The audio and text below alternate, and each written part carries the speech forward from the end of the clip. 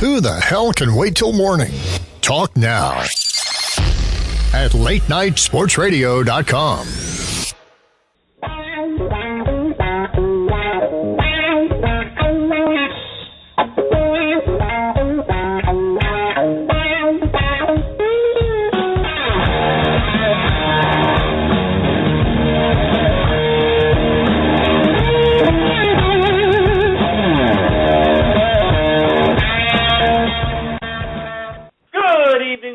Gentlemen, and welcome to the Mad Scientist Sports Lab. My name is Nick Ficorelli. I am the Mad Scientist of Sports, where the beacons are lit, the experiments are on the chalkboard, and the test subjects, they'll be rolling in for the next 2 hours, ladies and gentlemen, of nonstop, pure, unadulterated sports talk. And with me tonight, as always, from here on out, as I mentioned last week, is none other than the main apprentice of the Mad Scientist Sports Lab. You probably know him affectionately as Stat Boy, formerly of WTMY 1280 AM in Sarasota, Florida, and also the former co-host of TSC Saturday Night.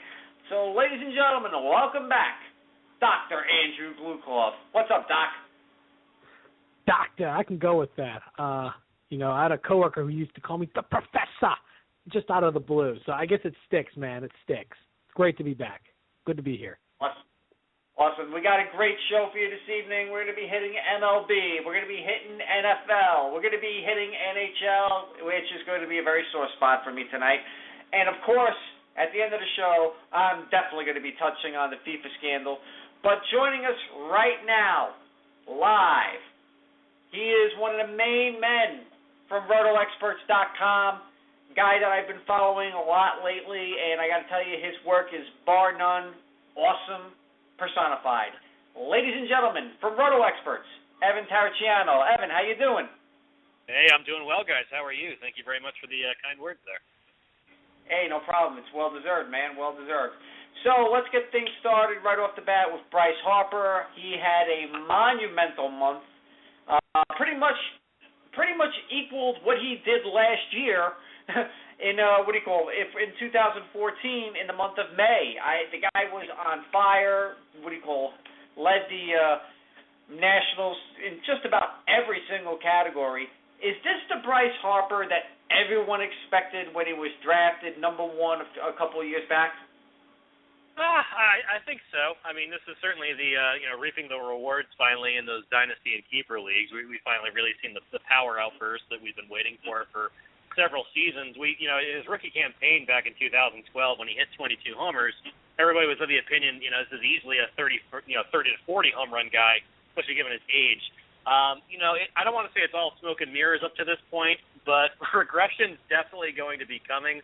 I don't think he's quite this good, nor is this kind of rate sustainable, but I definitely think he's going to be taking a big jump from his 2013 and 14 campaigns, as we've already seen leaps and bounds.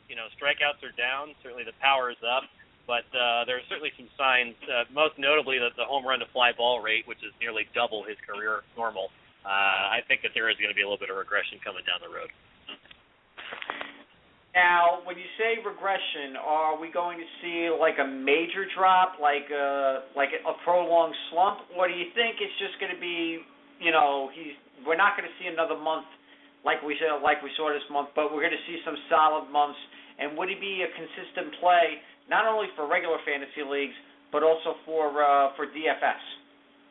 I think not necessarily, supposedly a major slump where all of a sudden his average is, going to take a major hit, or he's just not going to hit home runs. I don't think it's going to be anything like that. But the level of production which we're seeing now, and again, just nearly 2 months into the season where he already has 18 homers, nearly 50 RBIs already, he's not going to keep this kind of a pace up. So, would I continue to be absolutely thrilled to have him in a season-long league? Certainly.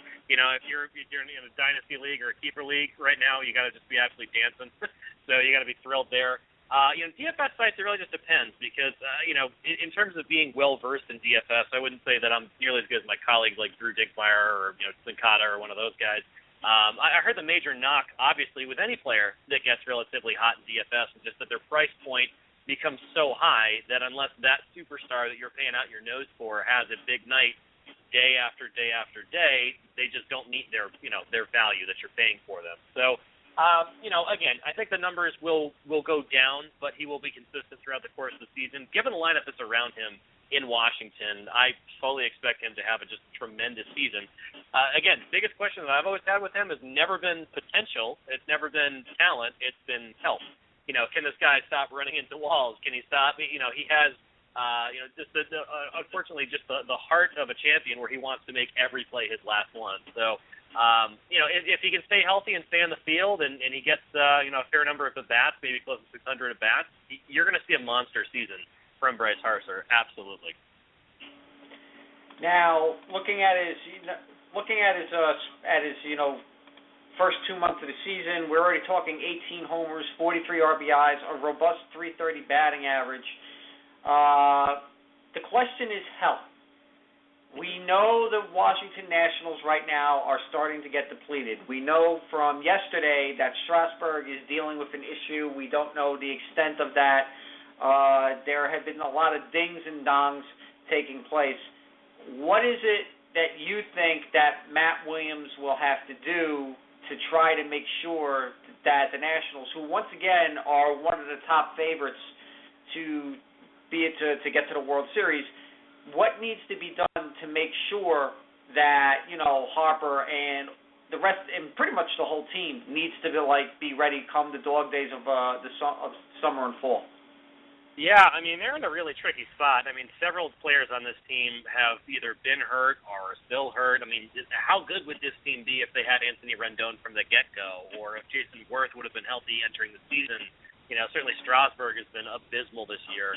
Fister's been dealing with his own injuries. The problem, obviously, being a National League team is you can't just give him the DH. You can't just say, take a night off from the field, we're just going to plug in a DH. So not having that capability, look, when they're playing interleague games and they have the ability to do that with Bryce Harper, I think that they should do that. Otherwise, it's going to be a tough spot for Matt Williams. He's not going to want to come out of the lineup, but if you roll him out there continually, he is going to wear down. So I think you are going to see the occasional day off. We're seeing him off today, but it was mainly because he got punked in the back. But we are going to see an occasional day off, especially as it gets to be, again, August, September. I don't think he's on any kind of like a game count or a back count or anything like that. But with him getting the occasional day of rest, I think will really, again, make him more of a consistent player throughout the course of the entire year. Again, this is not an American League team. You're not going to see him really get too much versatility in terms of those playing spots, but I think he's going to have his days off here and there. Now, moving on to we're staying in the NL East. Obviously, we're going to talk about the New York Mets. We're going to talk about the New York Mets. Right now, 27-23. That hot start really is now a thing of the past. And the big news coming out of New York this week was that when Dylan G comes back healthy, they want to move the Mets into a six-man rotation in which they're going to use Cologne, DeGrom, Harvey, Neese, Syndergaard, and Dylan G. What's your take on that? Is it because they want to make sure that they're healthy in the dog days, or they're worried about Harvey getting some sort of dead arm, or is it a combination of all the above? Well, I think that it really just depends on how they want to handle it, Dick. If they're going to go to a true six-man rotation where it's going to be the full rotation every single time through, then you can probably point to that just simply limiting the number of starts that Harvey's going to get, that Syndergaard's going to get. Again, when you have a guy that's coming off of Tommy John surgery, you don't really want to push that arm to the max, especially with the Mets contending as much as they are. Take a look at the innings pitched for Syndergaard. He's not going to take a spike from 130 innings pitched last season to 220. They don't want to do that either. So I think that, again, stretching out the starting rotation and including Dylan G, it's kind of a smart. It's tough for me to say it's a full-blown smart idea because then those other guys that are probably superior talents to G don't get to pitch nearly as often. If it were me, I would probably still opt for maybe a five-man rotation and skip their starts occasionally and then throw in G sporadically as needed. Neese hasn't really been anything great to write home about. Cologne's been so-so and again, fairly erratic as ERA is nearly pushing 5 at this point. Harvey's been great. He had a couple blow-up games, but again, you really, especially early in this career, I don't want to say that they want to baby them, but they really don't want to push an injured guy coming off a Tommy John surgery and a rookie pitcher that barely cracked 130 innings last year to every single time that he's out there, he's going, 6, 7, 8 innings. It's not a smart move for his arm long term. Now, speaking of Harvey, his last start, one bad pitch, gave up a 3-1 home run. But it seems to me that, the longer the game goes on for him, he's supposed to get stronger. But the last couple of starts, it seems there's a little steam coming off his pitches as it goes on. Do the Mets have every right to be concerned about a possible dead arm this early in the season, or do you think that teams are now starting to catch up to Harvey, and is this cause to concern for not only the franchise but to Harvey himself? Well, again, anytime, and I've said this 150 times, but any single time that a pitcher is going to be coming back from Tommy John surgery, it's not really the velocity that you're going to take a look at, because even when Harvey's in the 7th inning, 8th inning, he's still throwing mid-90s. It's not a velocity, it's not a problem for him right now. It's the control. And again, when you have a one-pitch mistake, he had a 3-run homer to Justin Bauer, that's what's really going to kill you. It's the off-speed pitches that you're trying to really pinpoint, and you can't really have that precision that you're looking for. And one bad pitch to a major league hitter can result in a 3-run home run. So, he'll occasionally have these games of, 7 earned runs, 5 earned runs, 4. Obviously, the last time out against the Marlins, it'll happen. I think that people set really grandiose and unrealistic expectations that every single time that Matt Harvey's going to go out there, it's going to be 7 innings of no-run ball. It's not repeatable. He's not going to have an ERA of a Clayton Kershaw 2.0 or something like that. I penciled him closer to 3.5 this season. I think that he was going to go through some early struggles. Again, later on in the year, you might see these, starts skipped a little bit here and there, because I really think that they don't or shouldn't push 200 innings on Harvey's arm. If they're contending and they want to save him here and there, maybe have him go 5, 6 innings a game as opposed to 7, 8, or 9, and just let the bullpen do a little bit extra work. That's the route that I would probably take with him. Dead arm, tough to say. Again, coming off of that Tommy John surgery, it's more the control that I'm looking at. He did certainly have some starts that were promising in the beginning of the year where he didn't have any problems whatsoever, as recently as the one he had against the Cubs back on May 13th. So, I guess we'll see. I wouldn't be too terribly concerned as a Harvey owner. I would be more concerned that the Mets are just going to overuse him. So I got a question. And let's stay with the NL East. Since we're on a roll, might as well just finish it off. And let's Sure. go to Philadelphia. Yeah. And talk about Ruben Amaro and his deteriorating relationship with his fan base. Sure. And that may be a little bit of an understatement. Yep. Amaro goes on the record basically telling people he's tired of them complaining, of fans complaining about, their team. Well, I look at this and I think, that's what fans do. That is what we do. And we complain. We're very good at it. Do you feel that Amaro was correct in saying this, maybe giving a little reality check to a fan base that may need a little smack in the face to actually notice? Because as we all know from other sports, Philadelphia fans are very passionate, almost too passionate about their teams to the point where they boo Santa Claus. So do you think that Amaro was off base here, or do you agree with him? I don't want to take the middle road and say a bit of both. I think that there's a lot of internal problems with the Phillies. They don't really know what they're doing right now, and I think that any single time that you take a look at these aging veterans that could be traded, be it a Papelbon, a Howard, an Utley, one of those guys.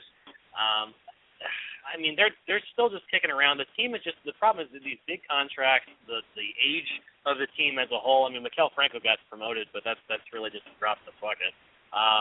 But I think the biggest kind of, problem that the Phillies are facing right now is if they know that they're not going to have a fantastic season, and they know that they're not going to be able to contend in the NL East, which it doesn't appear that they're going to, and they would be able to trade Cole Hamels. Several teams have already inquired about it, but the Phillies appear to be setting such a high standard of what they want back for Cole Hamels, even when the other team takes on the majority of his contract, that it's unrealistic. They're never going to get the return that they want.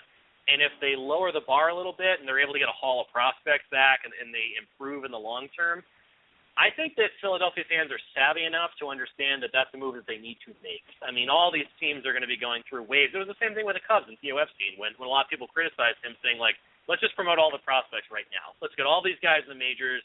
You know, who the hell cares about their seasoning? Let's just promote them as quick as we possibly can, give them as many bats as we can, and let's just get them, you know, again, season it up. And that was never the plan. I think that the Phillies do have a plan in place for these prospects. You know, they talked about Aaron Nola, Zach Eflin. I mean, there's several guys which are, again, high-promising people in their minor league system. They don't want to rush them, and that's completely understandable. Fans don't like that, though. They don't like not having that, you know, nice, shiny toy. It's kind of like if you ever go to, like, a car expo and you see this, you know, amazing concept car. You're like, when is this thing coming out? I want to see it, like, today. It's not going to come out today. It's just something that's maybe in the works. Who knows? It's the here and now concept, and I think that's what people are so used to nowadays is the instant gratification. Like, Aaron Nola's great. I want to see him today. Again, plans in place. Fans don't understand it, but at the same point in time, the Phillies organization is really dysfunctional, horribly run. Again, these contracts that they have are just absolutely killing them. If they were able to unload a bunch of these guys off the books, again, trade Papelbon to a contender as it gets to be the All-Star break, and Hamels. You know, Howard's a little bit rejuvenated this season. See if you can, you know, maybe sell high on him. That's going to be their best bet. Whether they do that or not, or are able to lower that bar of the demands that they're looking for, I don't know. If any of those guys were to get traded, it would make the most sense to get Hamels off the team just because he's going to give the biggest return for them, and maybe let the other contracts play out. But again, given how poorly this team is run, you just never know. And Amaro's a bit of a jerk anyway, so it's not really surprising that he's coming out and saying these kinds of things to the fans. Well, I know a few days ago he did go on record saying that he may have started the rebuilding process a year late. Mm-hmm. But, you know, that's just part of the package of what we deal with. I do have one more question in the NL East before we move on to that other league over yonder. I live in Florida, and one of the things being talked about is what's going on in Miami. Obviously, we got Jose Fernandez on the mend. With him supposedly, having a chance of coming back a little bit later this year, what's going to happen with this team? It's like they're falling apart at the seams. They had a charity event that the players didn't even show up for because out of protest of Mike Redmond's firing. What are the Miami Marlins going to do? Are they going to fire sale again? Because we usually see this every few years out of a Jeffrey Loria team where they just fire sale. What's going on? Well, I mean, it's a combination just between the fears that people had with Stanton pretty much being the only offense on the team the last several years. That is the case. Prime example, Stanton right now has 42 RBIs.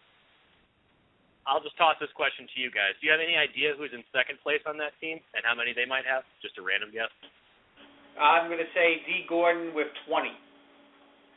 I'll go with Ozuna with 17.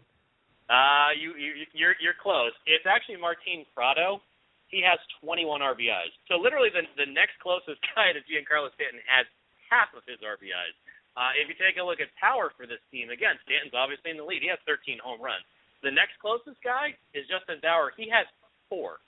So the problem is really nobody, with the exception of Giancarlo Stanton, who, again, he himself is only hitting 227 right now, is performing at all. The team is not hitting. They obviously suffered several injuries. Yelich got hurt. Forrest has been hurt. The team just as a whole has not come together. The pitching staff, it's kind of been all over the place. I mean, Dan Herron's having a great season. I don't think that anybody really expected Herron to go out there and, pitch quality start after quality start, ERA around 3 while striking out nearly a batter per inning. Like, that's vintage Dan Herron. Where did this guy come from? But Latos has been an absolute horror show so far this year. So, I mean, they didn't get any kind of return with him. Phelps was good for a stretch. Kohler's been okay. But there really just hasn't been anybody stepping up. And there's really no prospects. Again, they brought up Bauer, and that's the guy that I just wrote about in my Waiver Wizard column, in terms of a pickup, because I do think that he is going to be something that the team will have to rely on at first base for quite some time. They just don't have much there. There's really no meat to this team. They were awfully reliant upon Fernandez just to kind of carry them through starts. And I don't forget what the statistic is off the top of my head, but it was one of those, whenever Fernandez started the game, they pretty much won, 75% of them. The rest of the games was barely 50. So they're really reliant upon dominant pitching, and they haven't received that. The bullpen obviously has been, again, awful so far this year. So without these free agents that they've been trading for, without younger guys like Yelich stepping up, it's just kind of been a bit of a snowball effect. And one thing leads to another. You're not hitting, you can't win. And if you're not pitching well, you can't win. And if both things aren't working, then you're real screwed. So it's a tough spot that the Marlins are in right now. Do I think that they're going to do a fire sale? I mean, aside from Stanton, I don't really know who the heck they would sell. And given the contract that they have with him, that's not happening. I mean, D. Gordon's been great, and he can steal bases when he gets on base, and that's fantastic, but stealing second, third, and home every single time really isn't an option to score a ton of runs for the team. So they're in a bit of a pickle right now, and they really have to hope that, again, Ozuna steps up, Prado continues at a decent pace. You're not going to win with throwing Ichiro out there every day. So they're in a really tough spot as we speak. Fair enough. Yeah. And I actually live in the Tampa Bay Rays territory, so I used to live down in near Miami, and they had trouble drawing when they were good, and now that they're not, they can't draw flies there, and it's almost disappointing. You got that nice new stadium, but I digress. Yeah. Moving on to the American League, I got two areas I want to hit. One is the rise of the Twin Cities. And I'm talking about the Minnesota Twins. Just absolutely on fire right now. Have basically climbed up to a half game behind Kansas City in the American League Central. Where do you see the ceiling for this team? Can you see them going all the way into the wild card in September, or do you think this is more of just some guys getting hot? It's going to cool down. I know they have a positive run differential right now, which is a very telling sign of how your team's doing. But they've been on fire as of late. Mm-hmm. I think you said it right. I mean, as of late, do I think this is a team that's going to make a deep run in the playoffs? No. Maybe a wild card if at best. But a lot of it, I don't want to say it's necessarily smoke and mirrors, but the talent that they have on the team is a rather awkward combination of guys that, like a Dozier, where he has a little bit of power, a little bit of speed, a Fluke, which is kind of an all-around contributor, but they don't really have great talent on this team. It's a bit of a head scratcher as to how they've climbed so exponentially as of late. I mean, Joe Mauer has a home run this year. You and I are one behind Joe Mauer for the home run title so far. So there's lots of different things about this team where I just kind of look at it and my general response is just, just really? But again, the team as a whole, it's not terribly impressive. Certainly they've received some good starting pitching, some sporadic starting pitcher. The Trevor May, Kyle Gibson have been good. Pelfrey, I don't think that anybody quite. Again, Pelfrey and Gibson having a 2.75 ERA, I don't think it's going to last. Pretty much every sabermetric stat on Gibson says that regression is going to be quick, swift, and fierce. So enjoy the ride if you're a Gibson owner right now. I do not think that is going to continue. Phil Hughes has been less than stellar so far this year. I can't see the team continuing to win at the pace that they're doing. The back end of the bullpen has been fantastic. Perkins has been solid this year. He already has 18 saves, and it's not even the end of May. So there are certainly a lot of close games that they're winning. Again, a lot of kind of clawing and scratching type games where the numbers might not be sexy. They don't have any batter on this team. They don't have one guy that has hit 10 home runs so far. So it's just kind of all-around contributions. It's kind of like the Little League effect of just the little engine that could, guys with rally caps. It's just a lot of willing themselves to win that I've seen so far this season. I don't think it's going to continue. It's a feel-good story. Certainly it would be nice if the Twins were relevant again. I just can't see it happening in 2015, though. Sticking in the AL Central, I got to talk about the team that I grew up with, the Cleveland Indians. This was a team that started about as cold can be, and has put on a nice little run as of late. And despite being 4 games under 500, actually have a 0-run differential, given up as many as they've taken in. With Jason Kipnis being pretty hot and Michael Brantley doing what Michael Brantley does, do you see this team bouncing back and continuing to get into 500 and above, or do you see it's just too many young guys who just don't play enough and it's just not going anywhere? No, this is a team I can actually see making a bit of a run and getting into the playoffs. I mean, a lot of people, experts in the industry, had actually picked these guys to win the World Series. So I don't think they're quite that level of talent, but it wouldn't necessarily surprise me to see them make the playoffs and, again, maybe surprise some people. The beginning of the season, you had lots of just kind of quirky stuff where, Corey Kluber was awful, and then you have Carlos Carrasco getting hit in the face, and then it's Danny Salazar being Danny Salazar. There's lots of guys where the turnaround has happened. In the case of Bauer, he's at least been consistent and consistently great so far this year.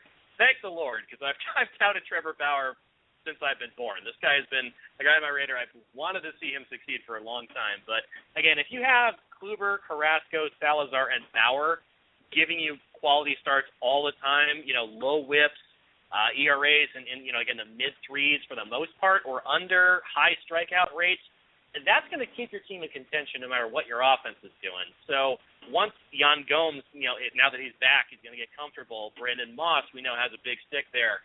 Brantley, Kipnis, Santana. I mean, they have the talent there to do something. If they ever promoted Francisco Lindor, I think that would be kind of interesting too. There are pieces in place to have this team make a bit of a run. I'd love to see it. Ever since, of course, we've been watching Major League, I've had a small crush and waiting for the Indians to do well. But I think this is the year that they do make the playoffs, and we'll see a little bit of a run from the Wahoos over there. I hope so. They're definitely playing a lot more small ball. Like Minnesota, Indians don't have a 10 home run hitter yet. When Brandon Moss is your top guy, you have to worry a little bit. But based on what you're saying, they could end up being buyers at the trade deadline looking for another power bat. But that's just my take. That would not surprise me. Yep, that would not surprise me. And you can take a look at some of the teams that are struggling. See, what they could do, and see what kind of pieces might fall into place and what the needs are for the Cleveland Indians. I think that they could certainly be buyers at the deadline if they keep this kind of a streak intact. And, again, that pitching staff, if they just simply stay healthy, has a real chance to make a nice run. And this is, of course, I know a lot of people are going to roll their eyes at me here, but in the recent article I just did, I wrote about T.J. House coming back, too. If they get a fifth starter with his ceiling, if he ever reaches it or not, I don't know, but if he can pitch to his potential, that's a really dynamic 5-man rotation that can pretty much challenge any team in baseball. So I like the Cleveland pitching staff to really carry them even when the offense isn't producing. I hope you're right. My last question deals with the American League East and the log jam that is. You got all 5 teams within 3 games, the top 4 of them, Yankees, Rays, Orioles, and Blue Jays, all with positive run differentials. How do you see this shaking out, at least heading towards the All-Star break? I think this could be a close one the entire season. I think Baltimore is really underachieving. I really like this team. But what say you, sir?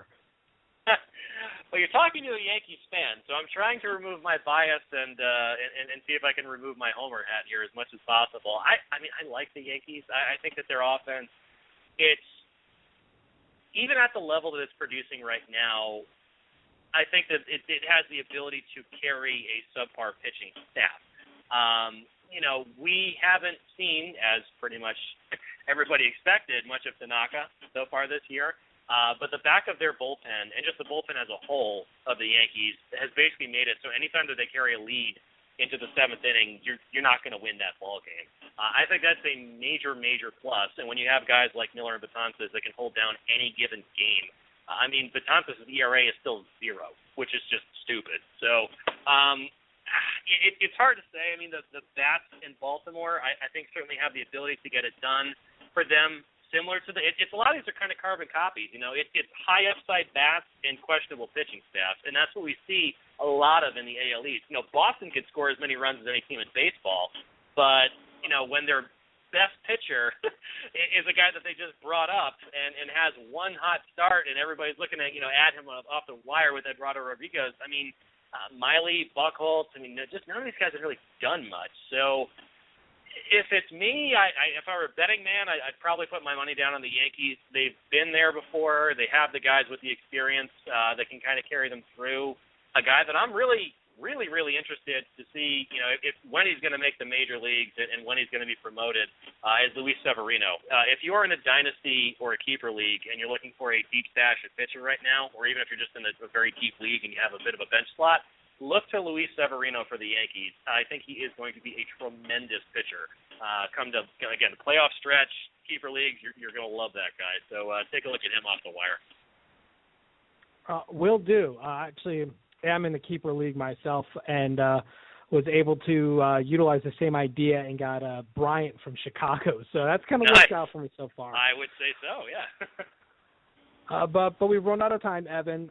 So why don't you give your Twitter handle? I know you're on Roto Expert, so give yourself your credentials out there, and so that the masses can come flock to you. Yeah, sure thing. Well, feel free to join the Roto Wizard crowd. My Twitter handle is pretty simple. It's at Roto_Wizard. Just ask anybody but Adam Rodas to impersonate it, and you'll have my love. If you want any questions about fantasy baseball or football, I actually cover both.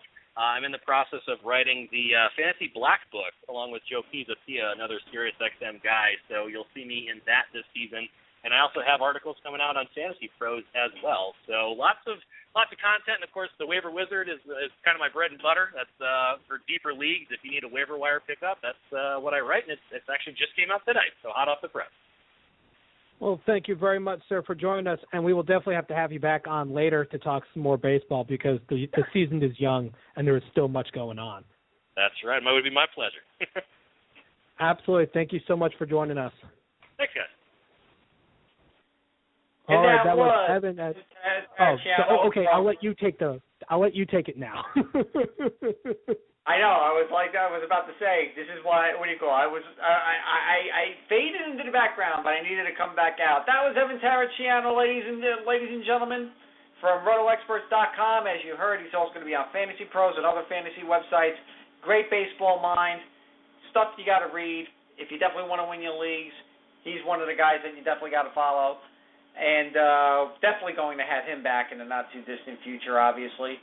We're moving right along, ladies and gentlemen, and we're going to be talking some NFL now. And what better person than to have this gentleman right now? He is one of the better fantasy football writers for Fantasy Sharks.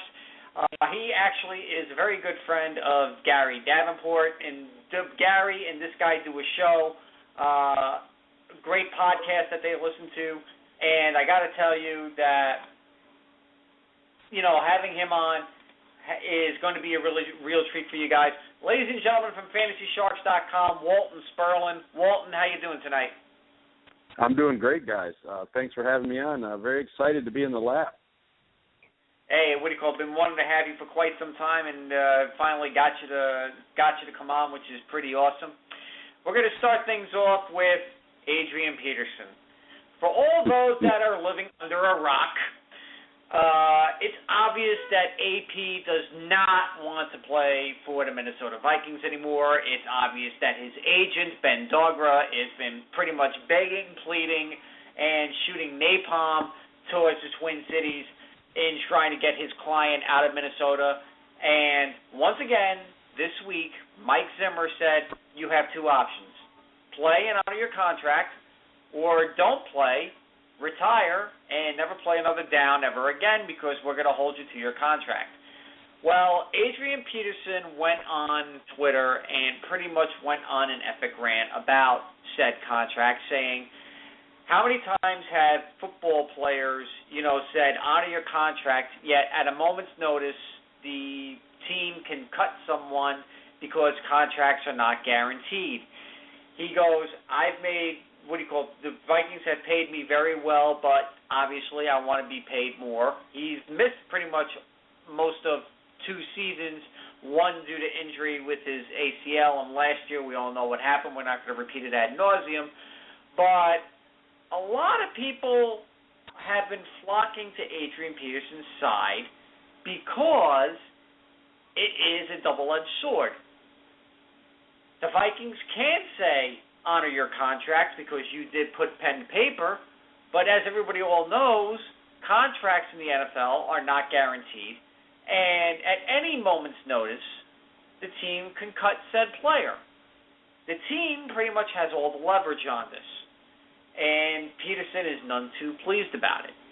So, Walton, what is your take on Peterson's rant? Does he bring up a very good point with regards to the contract situation in which the team, can pretty much, have its cake and eat it too?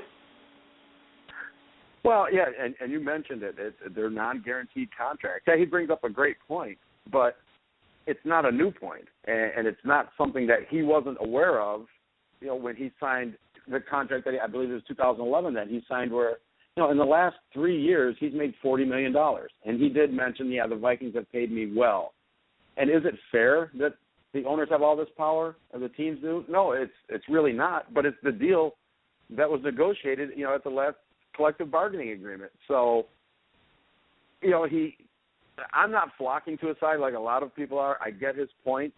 And I think really what this boils down to is he knows if he's going to play, it's going to be for the Vikings. So he's lobbying right now for them to guarantee all of or a great portion of his 2016 contract where he's due, I believe it's like $14.75 million, and none of it's guaranteed. So while he's going to make his $12 million this year, and he made $12 million last year in a season, and as you mentioned, due to circumstances where he played one game, it's just I get his frustration, but I don't get the people that are advising him that don't stop him from going on a Twitter rant. I mean, I don't think it helps the situation. I don't think it's going to help the negotiations, which I believe are probably going on between his agent and the Vikings. But the bottom line is, and you mentioned it, and I mentioned it briefly, I mean, that's the system. The Vikings don't have to guarantee that 2016 salary. And if you look at it, he'll be 31 years old for that season. And $14.75 million, I think if anything, and Adrian certainly wouldn't want to hear this, the Vikings are going to ask him to take less money for that season when it all comes down to it. And I think it's going to get ugly. But you also mentioned it, and I put it down here in my notes, to talk about. Like Zimmer hit the nail on the head. He's got two options: play for the Vikings or don't play at all. So it's a tough situation for him, but I don't think it's one that he can change, and he especially can't change it by taking to social media. Now, you said that he's going to make $12 million this year, but obviously it's not a guarantee. It's not a guaranteed deal. But for someone, this is where I'm a Viking fan, and I try to put my fandom aside on this. But I look at his situation and I say, you're making $12 million a year. You're coming off a season that was forgotten for reasons, again, we're not going to get into. So the fans in Minnesota, as well as fans across the United States and the world that are Vikings fans, are looking to AP to come in, put the helmet on, and give the Vikings that dimension that was sorely lacking last year. Yet by doing this, it seems like he's alienating the fan base. To me, it's almost like he wants to get the fans' sympathy, but by doing what he did, the fans can look at him like, well, okay, your contract's not guaranteed, but look how much money you're making. Why are you, bitching and moaning about that?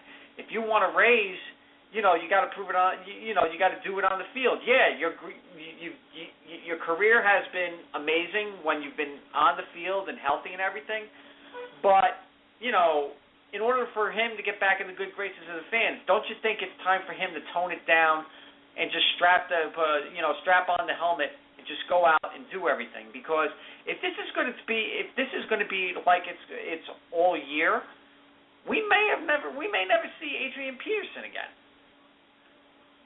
Yeah, that's a great point. And I believe that what you were just mentioning is the way he should be handling this. And that's why I'm wondering who's advising him, or if he even has anyone that he really listens to enough that they could tell him, you probably don't want to do that stuff on Twitter.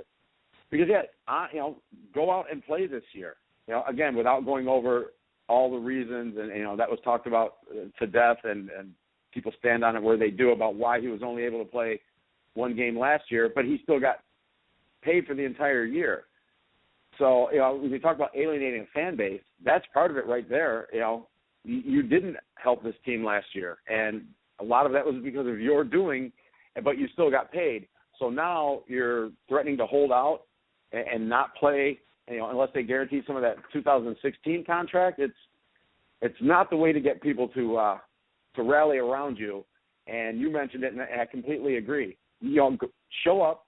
You don't have to show up to OTAs. A lot of veterans don't. And, it's voluntary with a wink, wink that everybody's expected to. But, you don't have to do that. But if he begins to hold out in training camp, then I think even more people are going to turn. Because, you know what, if you want that money in 2016, then prove to us in 2015 that you're going to contribute to this team. And who knows if he can be the AP of old. It's just, the one guy, nobody outruns his Father Time. And so he can't afford to sit out another year, or to even really threaten to sit out another year and then be a viable candidate to make $14 million. I mean, I don't see the Vikings going that high. But, yeah, I agree that the longer he holds out, or if he goes on another one of these rants, the more people he's just going to alienate. Now, last thing about AP that I'm going to mention is this, is that, it's obvious that OTAs are optional. We don't expect him to, I didn't expect him to show up. But when the mandatory practice comes and he doesn't show up, then, the 5-alarm fire is probably going to be set off in Minnesota. And, there's been a lot mentioned about Dallas Cowboys being that team and everything like that are going to go out and make the deal and everything. And the only thing I can say is that if there's one time to turn the tables on a deal from 1989, it would be one. And unless the Vikings get that type of deal from Dallas or any other team in the NFL, Adrian Peterson will be a Viking whether he likes it or not. So, that being said, time to move on to the next step for Mr. Peterson. Get on the field, strap on the pads, and go and kick some butt. Now, moving to the AFC, our good friends in New York, the New York Jets, once again, it seems like they can't get themselves out of the way.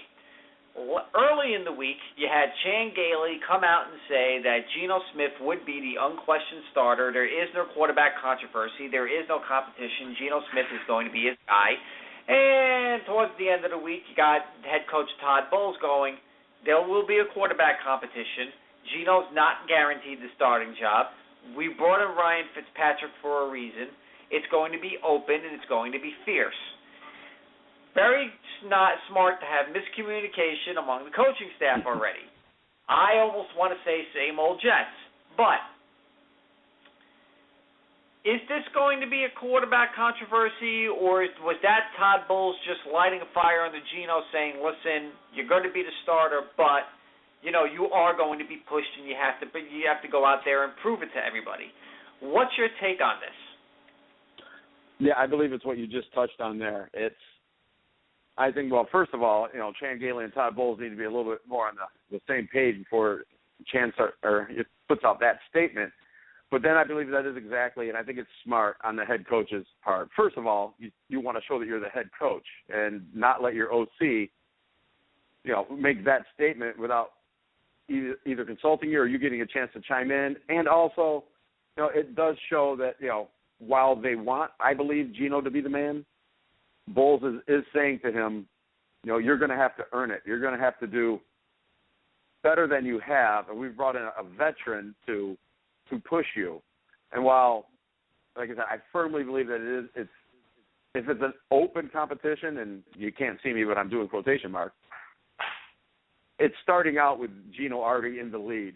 So it would have to be Fitzpatrick really outplaying him in the preseason and Geno Smith pulling what I like to call the Matt Leinart, where Wisenhunt in Arizona just kept trying to get Leinart to be the starter, and that third preseason game would come along, and he would just look so horrible. And unless Geno does something like that, I do believe that this is his job to lose. And what Bowles was saying was just, to light a fire or to let him, to keep him on his toes, that we're not just handing this to you. You're going to have to show us more than you have. Now, the other thing I wanted to say is that, it's obvious that during the offseason, the Jets had one of the better off-seasons in quite some time because they actually have football people running football operations. I mean, McCagan came in and pretty much in one off-season did more than Itzik did in 3 off-seasons. And, Todd Bowles now has a defense that anybody would want to die for. He went out and made the trade for Brandon Marshall. He has a very deep running back core. The obvious issue is going to be in the quarterback, and the scary thing is, you look at Ryan Fitzpatrick's numbers, and they're kind of sort of comparable with some of the mid-tier quarterbacks that have been around the NFL. It's just that, Fitzgerald's mistakes were more magnified because, he was a starter for Buffalo and Houston and everything like that. But in your honest opinion, do you really think that Geno will be the starter, or do you actually – I tend to believe it's going to be Fitzpatrick because – I don't know. There's something about Ryan Fitzpatrick that I like. I really think that he will command the huddle. He does get into the scatter shot once in a blue moon, but I think this is going to be the type of offense that will be tailor-made for a quarterback of his potential. I agree with some of the things you're saying about Fitzpatrick, but I honestly do believe that the Jets are going to give Geno every chance to be the Week 1 starter.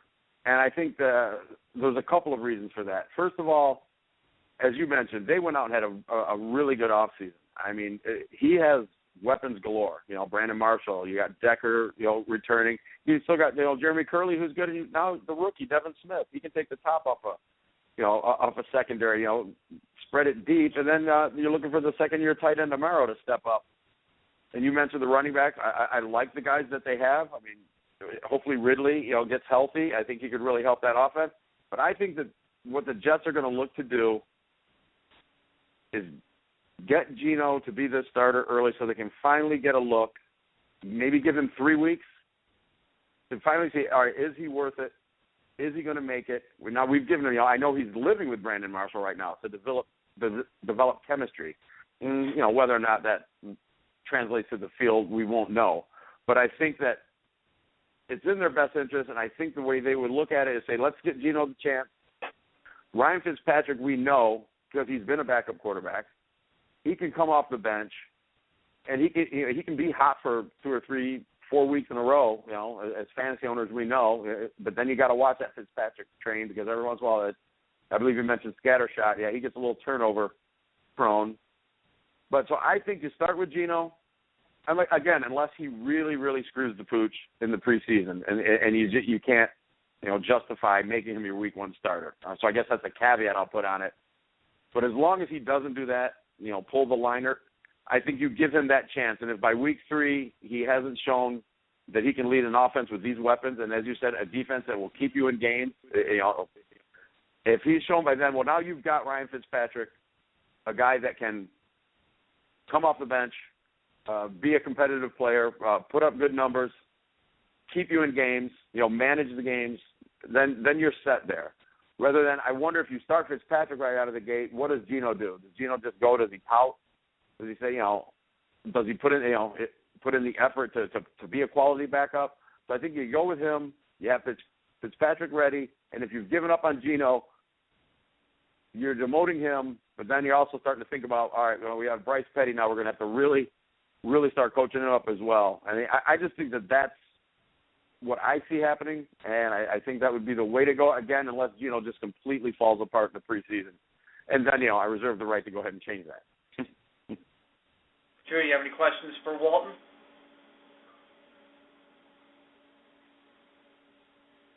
Okay, I being left alone in the lab. Yeah, I think I'm alone in the lab. So, what do you call it? Basically. Can you hear me now? Yeah, we can hear you now. I can hear you. Yeah. Okay, I don't know what happened. I'm on Skype, and it says I was not muted, and apparently I was muted. I apologize for that. So I unmuted, remuted, and apparently it all works out now. I do want to step in. I find it funny that the term "screw the pooch" was used because there's two players in some hot water, one particularly for a pooch-related incident. And I don't know if there's something in the water in Atlanta, but Prince Shembo was recently cut for being charged with animal cruelty for kicking his girlfriend's dog to death, basically. And then you have what's going on with Ray McDonald up in Chicago. 2 arrests in 3 days. I see a lot of buyer's remorse on that one. Are both of these guys done in the NFL? The last time we see a guy get drugged through the mud that much was Michael Vick, and he had enough talent to bring himself back. Are these guys done? Oh, I believe so. And I was one of the first. I don't even, if not the first, but when I heard about what Shembo did, and I tweeted out right away. So when Atlanta released him.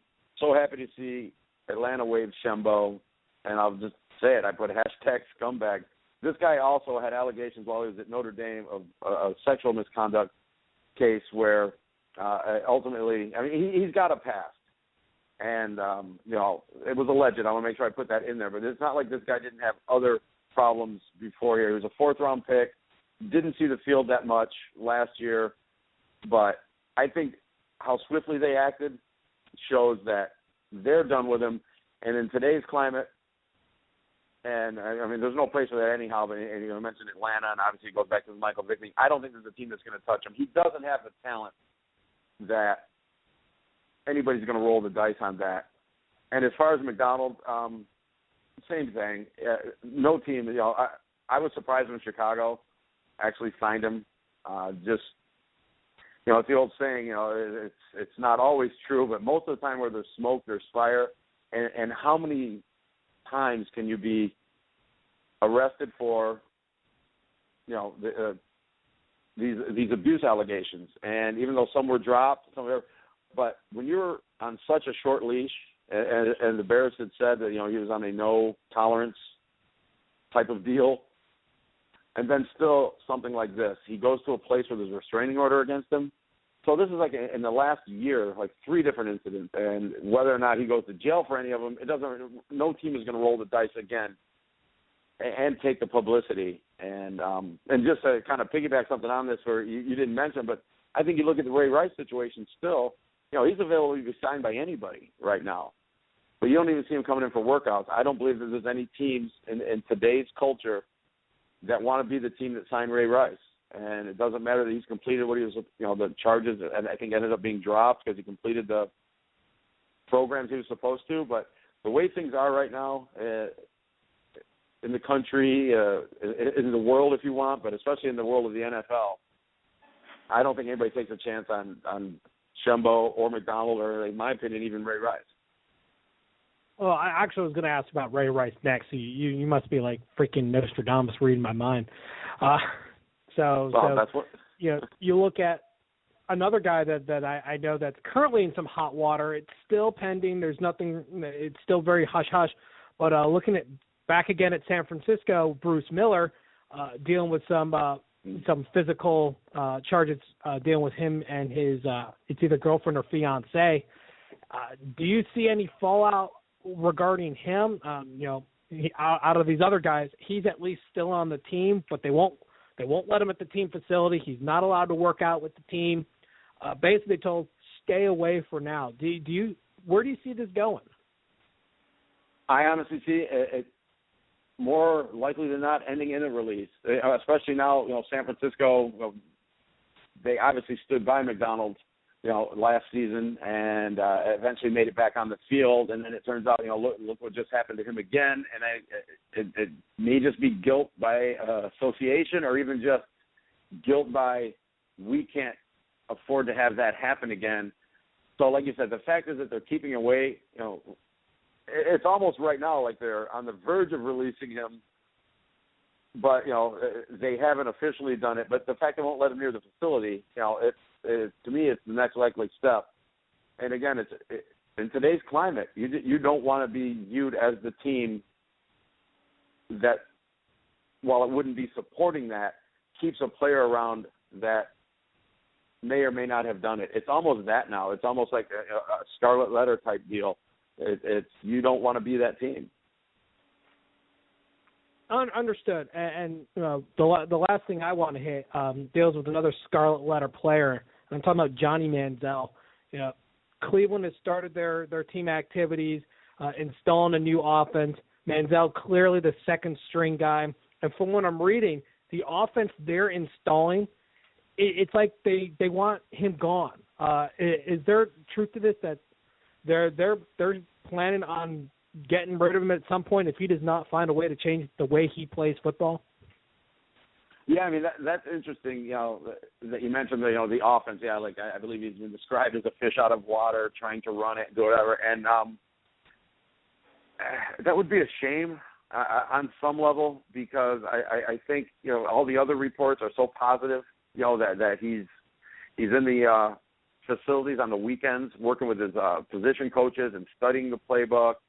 And the fact that he stayed in rehab for like 10 weeks. I guess maybe and I'm not a Manziel fan. I mean, I wasn't banging the drum for him last year and with all the ridiculous stuff he was doing. But the fact that he seems to possibly have turned a corner, I mean, you don't stay in rehab for 10 weeks. It's just, to be a dog and pony show that the team will think you care. Obviously, he dealt with some things. And the fact that he's in there working hard, if it turns out to be true that, they're switching to this offense, and honestly, they're turning this offense over to Josh McCown. I mean, did they not watch any Tampa Bay games last year? I mean, he did really well in that Trestman offense in Chicago, and he parlayed that into a huge contract. And then a saying I love and I truly believe in, water finds its level. And Josh McCown's level is not a starting NFL quarterback. And I'd hate to see them not even give Manziel a chance to be a productive player, for their team when he's put the work in to turn his life around and show how serious he is about an NFL career. And to not, I just don't see Josh McCown as a player that can hold that job for the whole year. So hopefully they're coaching up Manziel in this offense. But yeah, it's a very much a gray area there. But then again, it's also the Cleveland Browns, and it's my good friend Gary Davenport knows, that's a franchise fraught with some bad decision making. And as a Lions fan, I'm saying that. I'm actually originally from Cleveland. I live in Buccaneers territory now, so I know exactly what you're talking about from last year with Josh McCown, and I was not a fan of the signing. Yeah. But in McCown's defense, they had no offensive setup in Tampa, with Tedford actually never really working the job. Mm-hmm. So I almost have to give McCown a pass, because no one could win without an installed offense. I don't think anyone could have done anything with that. But I'm with you. I don't think he's the answer. Even in short term, I would have rather signed Brian Hoyer, spent a little extra money, and have him still, start and work with Manziel. I think it was a terrible move, but as I'm used to, the Browns are riddled with bad decisions. But let me kick it back to Nick to wrap up shop, because we are getting to our mid-time break. Walton, thank you so much for joining us this evening. It was great talking to you. I actually just mentioned on Twitter, I went, hey, Gary, where have you been hiding this guy? So you're jokingly speaking of us. But why don't you let the good people know where they can find you and all your great work at Fantasy Sharks? All right, yeah, as you mentioned, I have 3 weekly articles at Fantasy Shark during this season. Wally's World, that comes out on Monday morning. Just an off-the-cuff look at what happened on Sunday as soon as the Sunday night football game ends. I just throw up about 1,200 words of what I found interesting, good or bad. Every Wednesday, I do the start bench article during the season for Fantasy Sharks, obviously suggesting who you start, who you bench, who your studs are. Fridays, I do an IDP article called 53 Deep. It's deep sleepers for deeper individual defensive player leagues. And I'll also probably be doing an article I picked up from Fantasy Insights last year, now that Fantasy Insights is part of Fantasy Sharks, and that was called The Blitz. It's everything defense, team defenses, as well as IDP. And you can hear me every Wednesday night with Gary Davenport on the Fantasy Football Feeding Frenzy, formerly the Kellogg's Comments podcast. We took that over from the retired Mr. Greg Kellogg. And at Twitter, it's at Walton Sperlin. So I'm out there to be found. Thank you so much, Walton. Great having you on tonight. Definitely going to have you back on the show, especially when we're going to come into the nitty-gritty of draft season and stuff like that. So thank you so much, and talk to you soon. Thank you, guys. It was a pleasure. I'll come back anytime. And that was Walton Sperlin from Fantasy Sharks. Great interview as always. We're coming to the halfway point right now, getting ready to go into the second hour. Got to get ready, the chalkboard ready now for the next set of experiments. But before we do so, you're listening to the Mad Scientist Sports Lab live right here on Blog Talk Radio, courtesy of my home, Fantasy Sports Warehouse. But fret not, once this show is over, it will be syndicated on many, many, many, many, many, many, many networks. Starring I-95 Sports and Entertainment Network, led by Bobby Galante. War Room Sports, led by Devin McMillan, Jimmy Williams, and B. Austin. Happy Hour Network, led by Lee Vowell, Ted Hicks, and Todd Vandenberg. The Arena Sports Network, led by Brian Snow. Die Hard Sports Radio, led by Steve Itzkowitz. Sports for Fans, led by Sean Stewart. The Ace Network, led by Alex Cardinale. The Sports Crave by Noah Miller. Nuts and Bolts Sports by Joe Cartwright. Late Night Sports Radio, led by Keith Grieve. And, of course, last but certainly not least, the Asylum Sports Network, led by the Ricks, Leader and Briggs. So you'll be able to hear here, you'll be able to hear there. Pretty soon, hopefully, you'll be able to hear everywhere. But that's how we roll right here at the Mad Scientist Sports Lab. We're waiting for our next guest. He said he may be a little bit late tonight because he's covering a game out in Somerset, New Jersey. That will be Chris Wassel. We're going to be talking some NHL. Yeah, if you haven't heard, I live in New Jersey. Andrew lives in Florida. Game 7 was last night. Yeah. Rough. Very, very rough. Go Bolts. I got no words. Oh, Nick, you better. There's always next season. Okay, now let me get my Ranger fandom out of the way before Chris comes in and gives me a heaping dose of "I told you so" and humble pie. You know, when you win the President's Trophy, everybody expects you to, run roughshod over the Eastern Conference and get to the Stanley Cup Finals. And when we got drawn with the Pittsburgh Penguins, I was nervous. And after beating them in 5, I started getting that invincible feeling. Going down 3-1 against the Washington Capitals, the nerves in my body were pretty much shot. And when we came back and won 4 games to 3, I thought, well, this could be a team of destiny. So we go against Tampa Bay. We win Game 1, and I'm starting to feel a little bit comfortable. But then Tampa Bay does what they did to us during the regular season, and they ran roughshod over us. And to be honest with you, you can't lose 3 games at home. You can't. Losing games 2. I think it happened. Game 5 and Game 7, being outplayed practically the whole series except for Game 6. I mean, we got what we deserved. And to me, it was a disappointing season, and just as I was about to say that, of course, here comes the I told you so.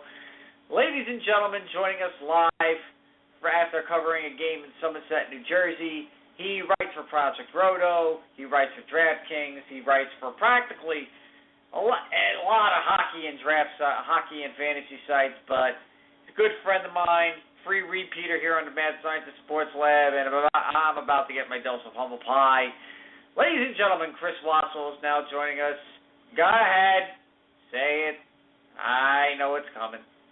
Oh, come on. I would never, ever do this, Nick. No. Oh, no. I will not gloat in my relative satisfaction. However, yes, Chicago did win in 7. I'll just drop the mic now. God, I had a funny feeling you were going to go there.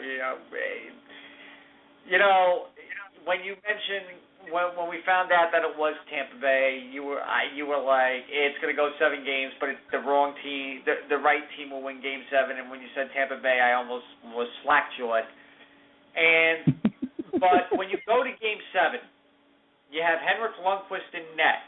You've seen what the Rangers have done in elimination games.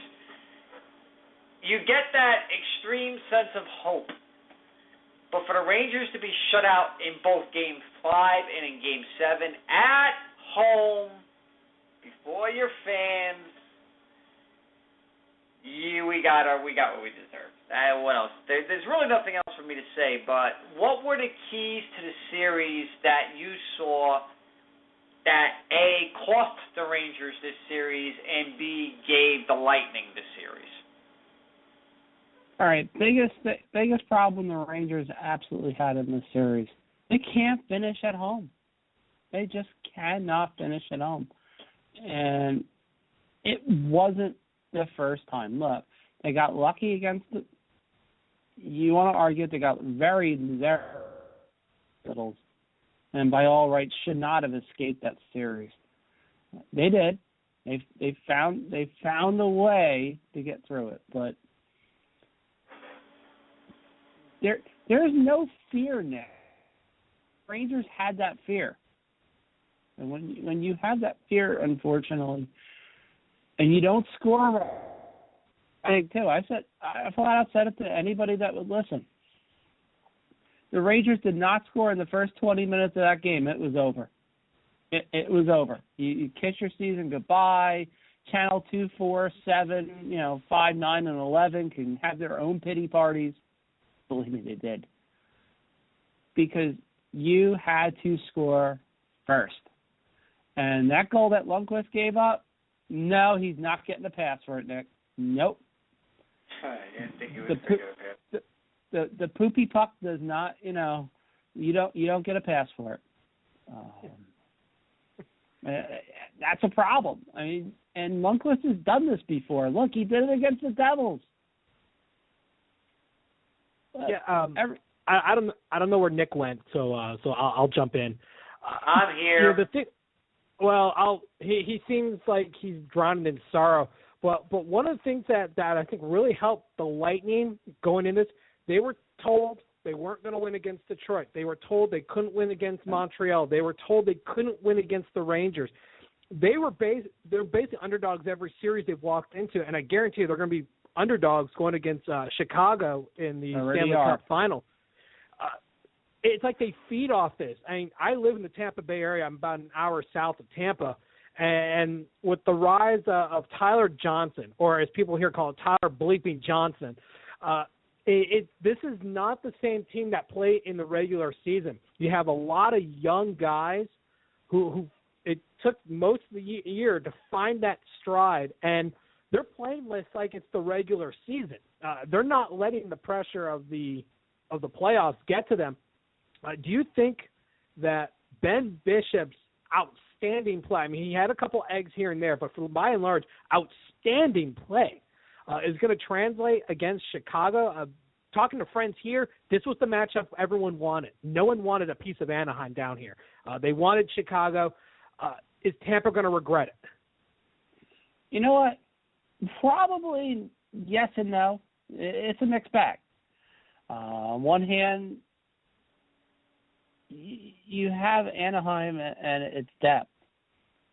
Although, admittedly, to be honest, if you got Anaheim in a Game 7, with their track record, my God, you almost have to just sit there and go, yeah, all we have to do is show up and win. And that's exactly what happened tonight. I don't know how to explain what happens to Anaheim in Game 7s, but it just does. It really just does. And it goes to speak for the heart of Chicago, and I said this to Nick all along. That heart, no matter how few defensemen they have left and how little they have in the tank, the fact that when you win championships, you have experience and you have a mental fortitude that a team like Anaheim does not have and will not have. And that's what makes this special. But it's not only that. So, something fun in this, and people will, they'll kind of knife this through and they'll dissect it and they'll have fun with it. Teams like the Ducks and the Rangers have this problem. Completely opposite means. They do not execute at home in games like this. When the game is taken, their own game is taken to them, they do not have a response. Washington did it early in that series, and Tampa did it to them in pretty much the last 3 games at MSG. You cannot score 4 goals in 4 home playoff games in any round and expect to win. You just cannot. And it's the possession numbers were actually halfway decent for the Rangers last night, which is ironic. In the 3 games against Tampa during the regular season, they were dog crap. You looked, should Marty St. Louis have been benched last night? I would have considered it. Would I have actually not played Ryan McDonough last night, given what was going on? I might have considered it even at times. It always seems that certain teams rise up. And it's more than just X's and O's, guys. It's just, okay, I have this goal here. I must win this game. Do I have the horses to win it? And strangely enough, guys like Ben Bishop and Corey Crawford, for as much as people want to rip them to shreds, find a way over Henrik Lundqvist and Carey Price. That's how it happens. Well, I got to be honest with you. When I found out that we were playing Tampa instead of Montreal, I knew this was going to be a killer series because they dominated us in the regular season 3-0. And then you look out west in Chicago and Anaheim, it was probably one of the most even matchups that you could ever have because those 2 teams were going to kill each other, and they pretty much did through 7 games. Although tonight, Chicago just flat out dominated Anaheim. The shots didn't do it justice. Corey Crawford was a complete wall tonight, played, I think, his best game in the playoffs, and it was just, you knew that Chicago was going to come in and do its business. Now you have the Lightning against the Blackhawks in the Stanley Cup Finals. You got the Speed against the Power. It's going to be, I think this is going to be a great series. I really feel that it's going to be a lot of fun. However, I do see this series only going 6. I can't see the series going 7. I think Chicago has the horses to wear down Tampa Bay to the point that, Chicago's just going to have the better legs in the end. I'm going to go with Chicago in 6, and I am going to stick to it. I'm not going to change. I don't know how many times today I was congratulating people for the Lightning victories, with gritting my teeth, ripping things, throwing things, doing whatever I can to keep myself sane. Oh, by the way, Russ Cohen has a message for you, Chris. I'm going to just keep it G-rated and say ugh. Yeah. But I will say this. This is going to be one of those series that I can see 3 to 4 overtime games. So I wanted to get your take on it. Who do you think is going to win, and why do you think they're going to win? Okay, so now of course that I've been on my relative roll through the first 3 rounds of the playoffs, this is probably the part where I screw up, because this is without fail what always happens.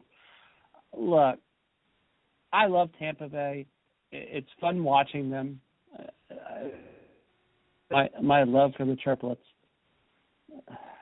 But unfortunately, as I said before, Chicago is one of those teams that you have Taves, you have Kane, you have Shaw, you have Saad.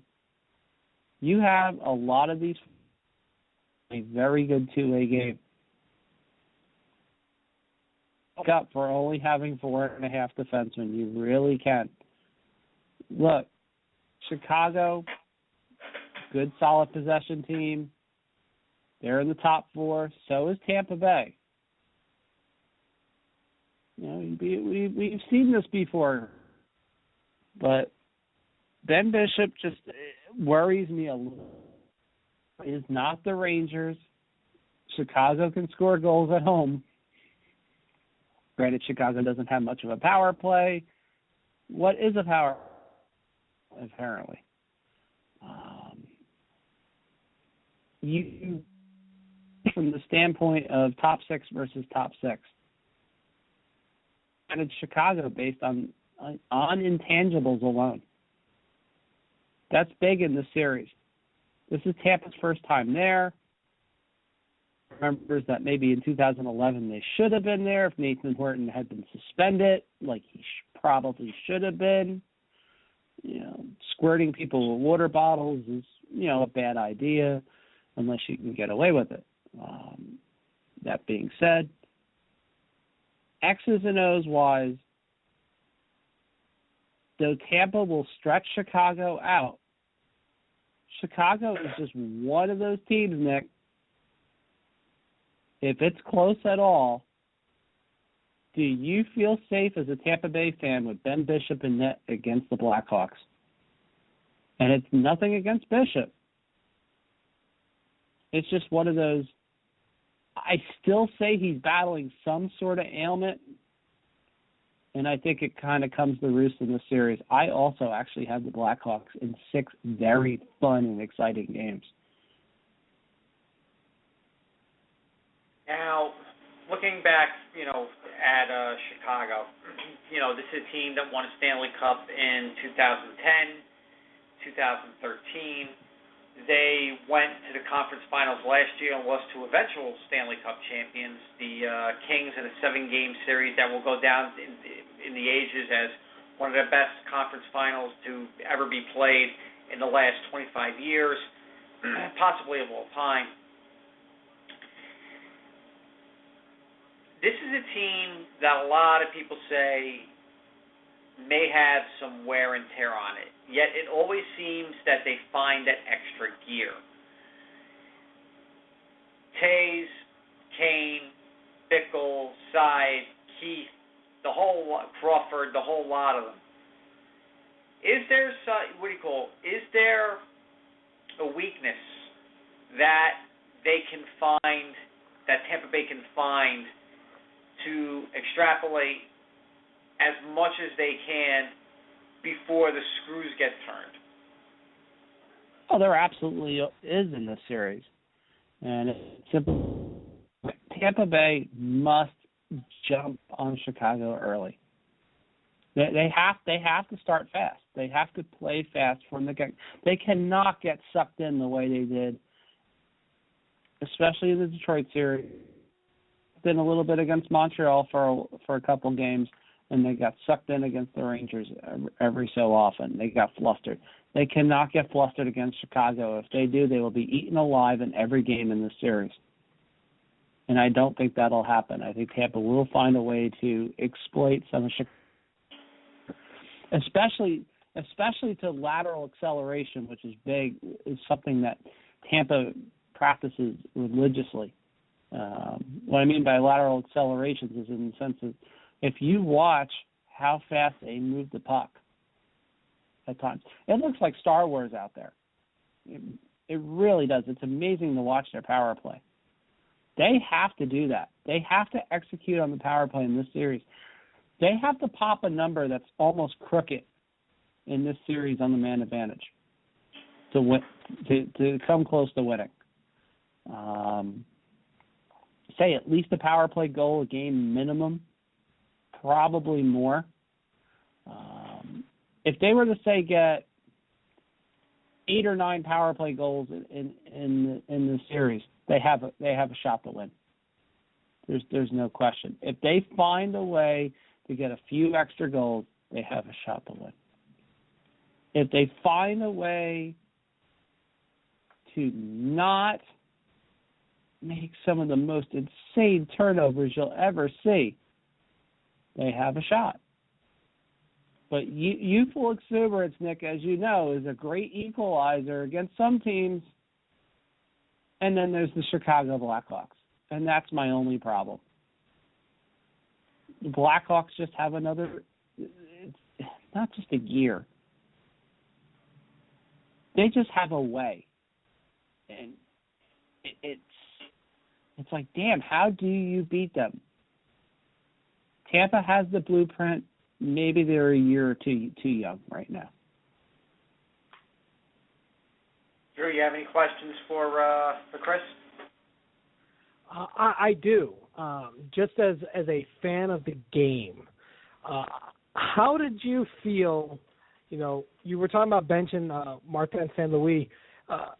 How did you get any satisfaction as a fan of the game, considering how the divorce between Tampa Bay and St. Louis went, where he pretty much said, "I want to play on a team that can win," and force them to trade. What was your feeling when you saw the end of the game? And because I can tell you down here, there was a lot of talk about that. Yeah, there was a lot of satisfied Tampa fans, but there was also quite a few fans that, in a way, felt bad for St. Louis. This is kind of a sad way for a guy to go out that has had an amazing career. When you think he was undrafted and almost on the basic verge of being relegated to Europe for a playing career, and then he finds a way to develop this niche for himself, and just has this magical meteoric rise.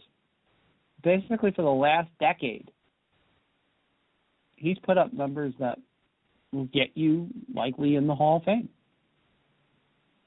It's a run in this era, especially when you consider how not watered down, but how much lower scoring is. You don't see as many of the 100-point seasons as you used to. You don't see the absolute dominance. You have to marvel at a guy like St. Louis' consistency. This year, you could see the wheels fall off, though. And is there an element of satisfaction? Sure, but there's also an element of sadness too. You know that more than likely he's going to try and catch on with somebody next year. I think possession-wise, his numbers were 3 to 5% off in the regular season on the two lines that he played on the most. And in the playoffs, that number jumped over 7-8% easily, lower than the rest of his line mates, and it was ugly. I still don't understand why Alain Vigneault steadfastly stuck with him on a power play. That you have guys there, you have JT Mill. There's options, and I know you're playing your guns, but when your gun's firing blanks, it's tough. And I'm going to see it in New Jersey this year with Galiash. His decline's going to continue, unfortunately, and I'll look at it the same way. It's like hanging on a year too long.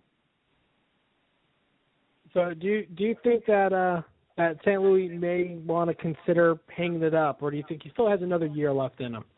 I mean, he's not a spring chicken. He's going to play. Yes, he's 40, but he's going to play.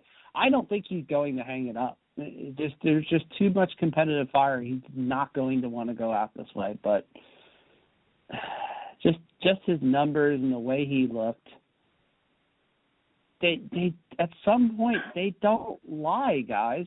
They just don't. And when you're that low and your shots are not going in like they should. Yes, he had a couple good games against Tampa. One game where he wasn't rewarded and one game where he was. It's tough. The Rangers probably will not re-sign him. I can't see it happening. They do need to get younger overall. But yeah, I don't know. I don't know where else you go. I'm interested to see if a team where he could be a good mentor. It'd be interesting to see if he could catch on and play like on a first line on a team that's not all that good. That would interest me. Chris, there's a team in the Sunshine State not named Tampa that could use a guy like that. Could kind of be the Dave Andreychuk, who can be the older mentor. And I'm talking about the Panthers. I think him and Jágr being thrown together would be a very interesting mentor, to have down there in Fort Lauderdale in a franchise that really needs a shot in the arm. I mean, they made some improvements this past year. I think that's probably his best bet. You're right. With that kind of turnout, how are you going to get on a contender? The only chance I see is he being the last guy on for a team like Tampa that would be wanting to bring him back for sentimentality reasons as opposed to competitive reasons. But if he wants to be competitive, I think Florida would be a good place for him. It's a franchise that needs some good veterans to help teach. And if he does sign with Florida, he probably could still get like a $4 million a year deal. I wouldn't be shocked. I mean, that wonderful tax thing that people talk about in Florida might just be incentive enough to go back. Look, it's not as if everything fell off the rails. It just did in the playoffs. He still had 52 points during the season. He had 13 power play points on a team that has an awful power play. Sorry, Nick. It's awful. The shots on goal have dipped. I understand that. His shot selection is bad, but his shooting percentage wasn't bad this year. That's kind of the interesting thing in all of this. His shooting percentage was still around 15%. So he has a little bit there. You put him on a second or third line in Florida. Give him a defined role where he doesn't have to play as much defensively, and he could play 1 year down there easily. I see that as almost a perfect fit for him. And I used to actually work right around the corner for there, so I used to go to a lot of games for the Panthers, and there's a small but loyal fan base there. They can use a shot in the arm. That franchise is hurting badly. But Chris, as we're wrapping up our time, why don't you give your Twitter handle and all that other jazz before we say goodnight? Okay, simply put, you can find me over at Chris Wassel DFS.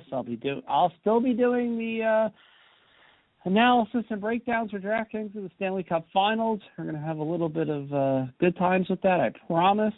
Doing a little fun work over at today's Slapshot over the next few days since we have an actual break in hockey. Look a little bit maybe at the draft, a few odds of what may or may not happen with the Stanley Cup Final. And perhaps I'll throw in something about the Devils and how their wonderful draft history over the last decade. Like I said, you can check me out on Twitter. You can toss me a line.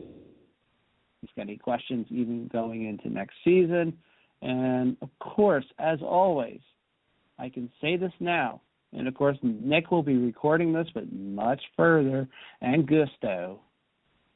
The New York Rangers window with Henrik Lundqvist is closed. Oh, you had to go there. You really had to go there. Oh, my God. Anyway, thank you so much for joining us tonight. Really did appreciate you coming on, Chris. But in all seriousness, though, great stuff as always. Looking forward to talking to you in a couple of weeks when the Stanley Cup is just about over. We don't know. We still maybe have 2 weeks left in the season. It seems like this one's been never ending, but Great stuff as always, and talk to you soon, okay? All right, Nick, you have a good night, guys. Go Bolts. He had to get that in there. He had to get that in there at the end. Go Bolts. He had to do that to me. That was me. That was totally me. Oh, my God. Well, I'll do, in the words of Kyle Nash, burn! But anyway, coming to the very end of the show, ladies and gentlemen, we got the last half hour coming in, and yeah, I've been saving the best for last because, okay, I'm going to try to you want it, keep this or do I need it? No, I'm going to keep this as PG as possible. On Wednesday, there was a raid in Switzerland in which members of FIFA were arrested, and there was a press conference by Loretta Lynch, the Attorney General, as well as the IRS and the Eastern District of New York U.S. Attorney's Office, regarding a 49-count indictment against 14 people that from FIFA, CONCACAF, CONMEBOL, as well as outside interests, marketing agencies, and stuff like that, in which about $150 to $200 million worth of bribes had taken place in the last 20 years, dating all the way back to the 1994 World Cup. Two of those indicted were FIFA vice presidents. One of those indicted was a former vice president, Jack Warner, who was kicked out of FIFA and used to be Sepp Blatter's right-hand man.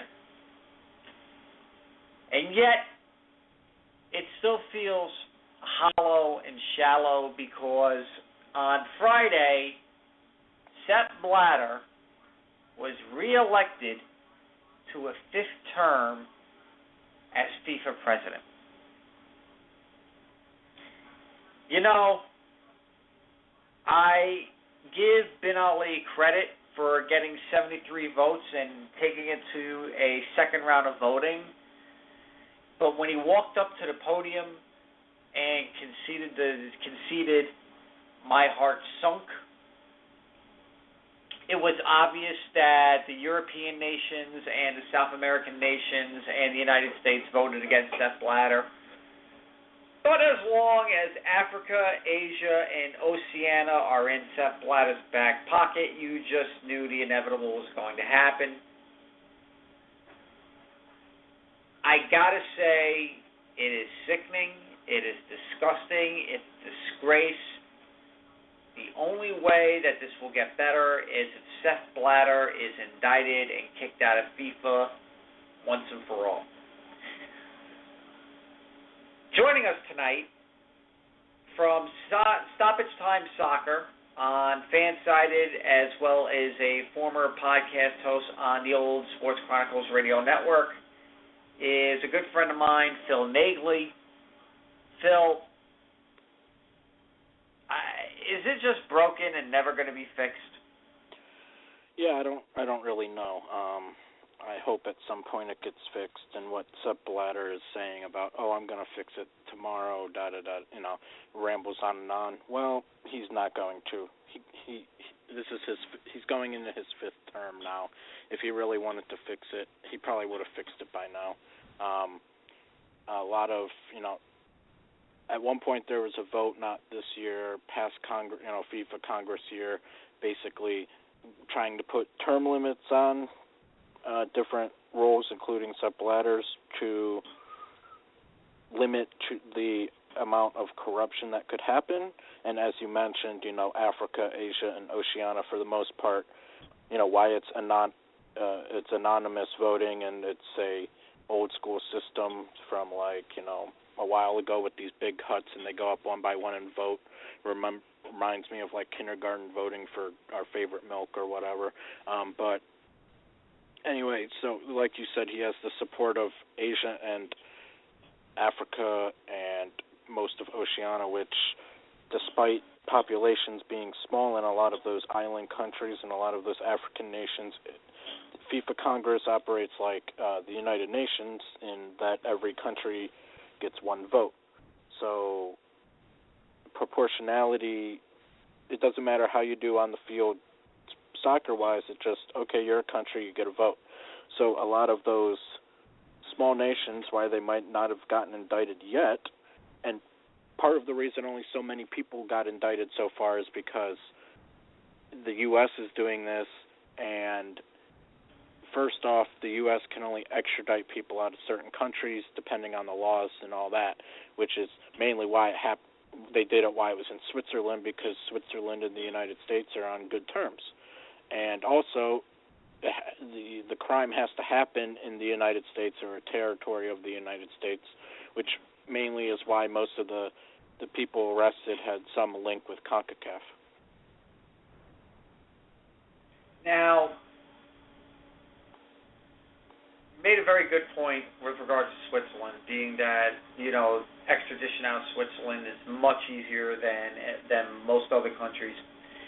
Switzerland, meanwhile, they went in and they are investigating widespread fraud from the 2018 to 2022 votes for the World Cup, in which that may be may have a lot more teeth than people are giving credit for. The question I have is, do you think the Swiss authorities will actually find anything off these computers that they took from FIFA headquarters, or do you think FIFA was smart enough to scrub down whatever needed to be scrubbed down, and this may be very quietly, hush-hush, settled away from ever going the full mile, as they would say? Yeah, I think, one of the, watching all the coverage this week, one of the things made clear from the people that have been following soccer, not just this week, Sepp Blatter, why he might be delusional in what he says, and he might be an idiot in what he says, and he might say the darndest things, as Bill Cosby would say. He's smart when it comes to, I'm going to play this off on my minions over here and my vice presidents, and then then the paper trail doesn't come to me, and then I'm in the clear, and it looks like I'm this angel. But he's making the NCAA and he's making the NFL, with all their scandals over there, looking like saints when in reality they aren't. But I think the U.S. wouldn't have indicted these people if they didn't have enough evidence. And same with Switzerland. I think they have something, and I think it's funny how New York Times broke the news at 11 whatever at night, and people were up basically watching to see who got arrested and whatever. But it came out today or yesterday that the IRS said that there's more that are going to be indicted. So I can only wish and hope that Sepp Blatter is on that list and that he gets effectively banned, and then provisionally banned, or like the other people, and then Prince Ali gets to take over and clean up the game. Sure, you have any questions? And it's made the rounds on the mothership station where Bob Lee just absolutely just shreds up the FIFA agenda. But then they start talking about the acceptance speech that Sepp Blatter had, and this is what really made me the sickest, is the fact that he basically says, I own you all. You all are mine. That's not the right attitude for a president. Do you think this only adds more fuel to the fire, or do you think people are just going to kind of look the other way on it? I think what he said shouldn't surprise people, shouldn't surprise those. It doesn't surprise those that, have been following this since Qatar was voted the winner, voted in quotes, the winner for 2018, back when I was in high school still in 2011, sitting at the cafeteria table, and we're all like, what's this country? How do you pronounce their name? I think it just adds more fuel to the fire, and I think Blatter's further comments today basically saying, Europe's against us, and this is this is unfair, and this is unfair to us that Europe's against us in the United States. And then he said, I forgive, but I don't forget. So, that's alluding to the U.S. Soccer Federation, Canada, and the other federations that have basically came out publicly and said, we will not be voting for this. And I think another point, not directly related to Bladder, but, you have to talk about these sponsors. You have Visa, and you have Coca-Cola, and you have a bunch of other ones that, they've released these statements. Oh, we want FIFA to take action and clean up the game. But, as a lot of analysts have mentioned, they're not going anywhere because the World Cup brings in the most money out of any sporting event, including the Super Bowl. So if the fans want change, they need to stop buying those products. They need to stop supporting, they need to stop going to these World Cups. Until that happens, money talks. And, in this corruption stuff, money talks. Okay, country A, we're going to give you this if you vote for me. That's what Bladder did. He went to all the or Bladder, whoever. Bladder hasn't been caught yet, but him and his minions in FIFA have gone to these little countries and said, oh, we'll give you X amount of money for development, and you vote for us. And they said, okay. But that money that was supposed to go to the players and go to development went into the pockets of the presidents of those soccer federations in those little countries. And that's why many now are calling that FIFA needs to go away from this voting system like the UN has and like Senate has, where, Senate has 2 votes per state, but the UN has 1 vote per country, and then they have that smaller Security Council from World War II. The winners of World War II get to veto something if they want.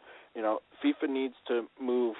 People want FIFA to move towards proportionality, where countries with bigger populations or countries that are just better at the game and that have more influence on the field should have more influence off the field, and that would be a big change. But Bladder would, of course, not want that, and most of the people, the executive committee, most of those people wouldn't want it, especially if they're from those smaller countries.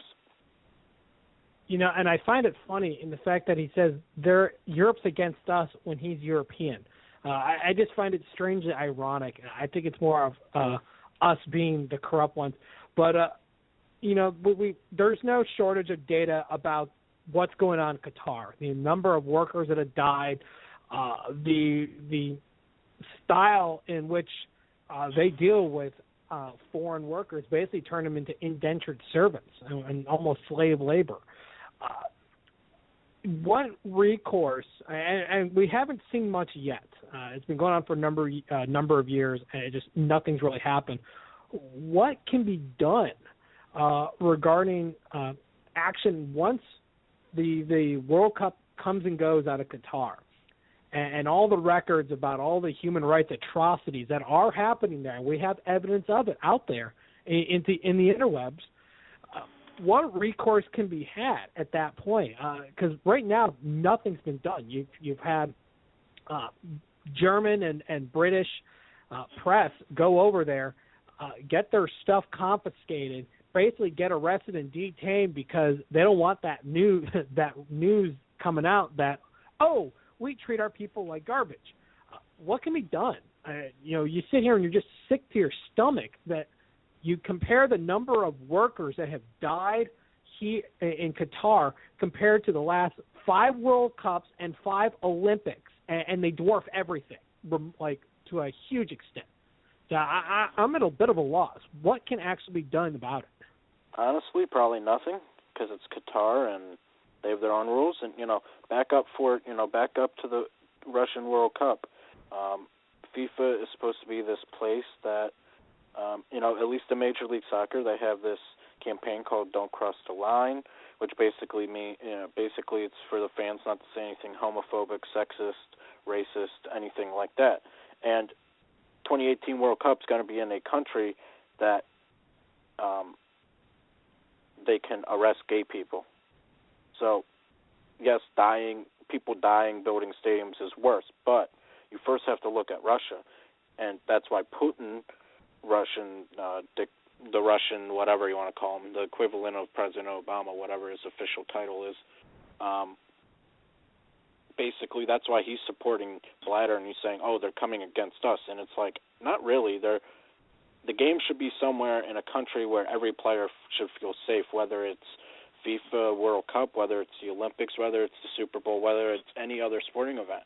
But, and then Qatar, it's just, it's tough. It's, the BBC people got detained and their stuff got, swiped clean, and then they gave it back and said, go home.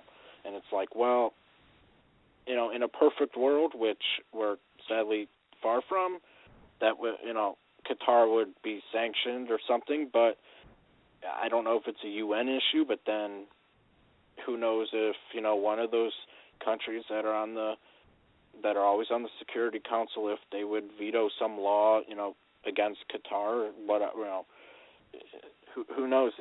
I'm not a politics expert by any means, so it's tough. It's tough to watch. It's tough to hear, and then the temperature is a whole different aspect. And Blatter said at one point, "Oh, the thing should have never been there," and the health committee, for lack of a better term, basically they review bids before they get voted on. Said Qatar should not host it because it's going to be hot, especially in summer. Now they've moved it to winter, and that's a whole other bribery thing where they basically just gave Fox another 4 years to keep quiet about it moving to the winter, and then ESPN's sitting there like, you have to have an open bid, or you should have to have an open bid like any other bidding process. And then just speaking about ESPN, their coverage of all this. You mentioned Bob Lee, and Jeremy Schaap has done some stuff on. He did a E60 that was shown at least once this week on Sepp Blatter and FIFA and all the corruption. Kudos to ESPN. Maybe they were doing this because they felt burned by FIFA because they lost the rights, the TV rights from after that last World Cup in 2014. So the Brazil, last year that was their last coverage of a World Cup until at least after the 2026 World Cup. They still have some friendlies, like the U.S. Women's National Team friendly today, and they still have some other stuff. But Fox, for the most part, has all of it. And don't need to get into all those details. But anyway, just how ESPN, they were covering, the opening speeches from Prince Ali and then Sepp Blatter, and then he started speaking in French, so they got the English feed up. But they could have said, "Oh, we don't have TV rights for this next World Cup. We shouldn't care." But they cared, and they showed. There's a lot that happens at ESPN that shouldn't happen. They talk about LeBron nonstop and his headband, but there's a lot that they do there that shows that they care about certain things, like soccer.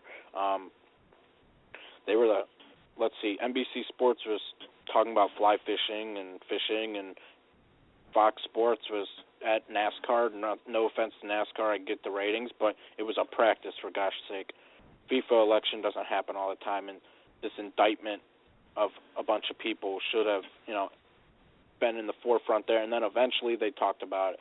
But ESPN was, most of the sports centers from, I think it was like 8 a.m. until like 2, talked about FIFA. They had, the voting live, and then they would go to an update about other sports, and then they'd come back. But, FIFA, I guess, is showing that they care about soccer. They have MLS TV rights in addition to Fox Sports and Unamas. But it's just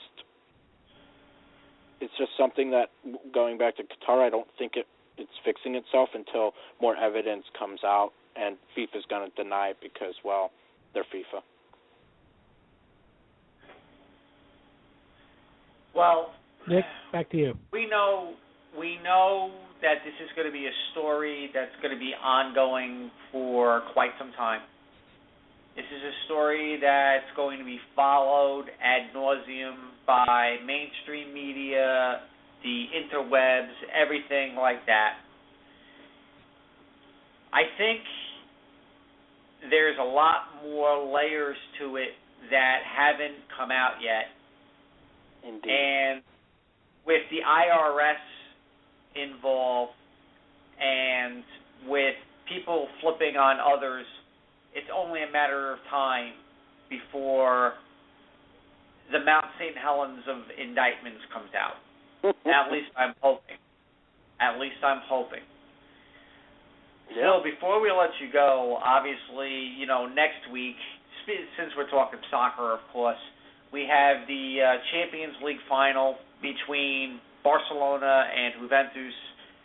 For those living under a rock, Barcelona is led by the great Lionel Messi, who happens to be the greatest player on the planet right now. Yes, he's better than Cristiano Ronaldo. I will say that until my dying day.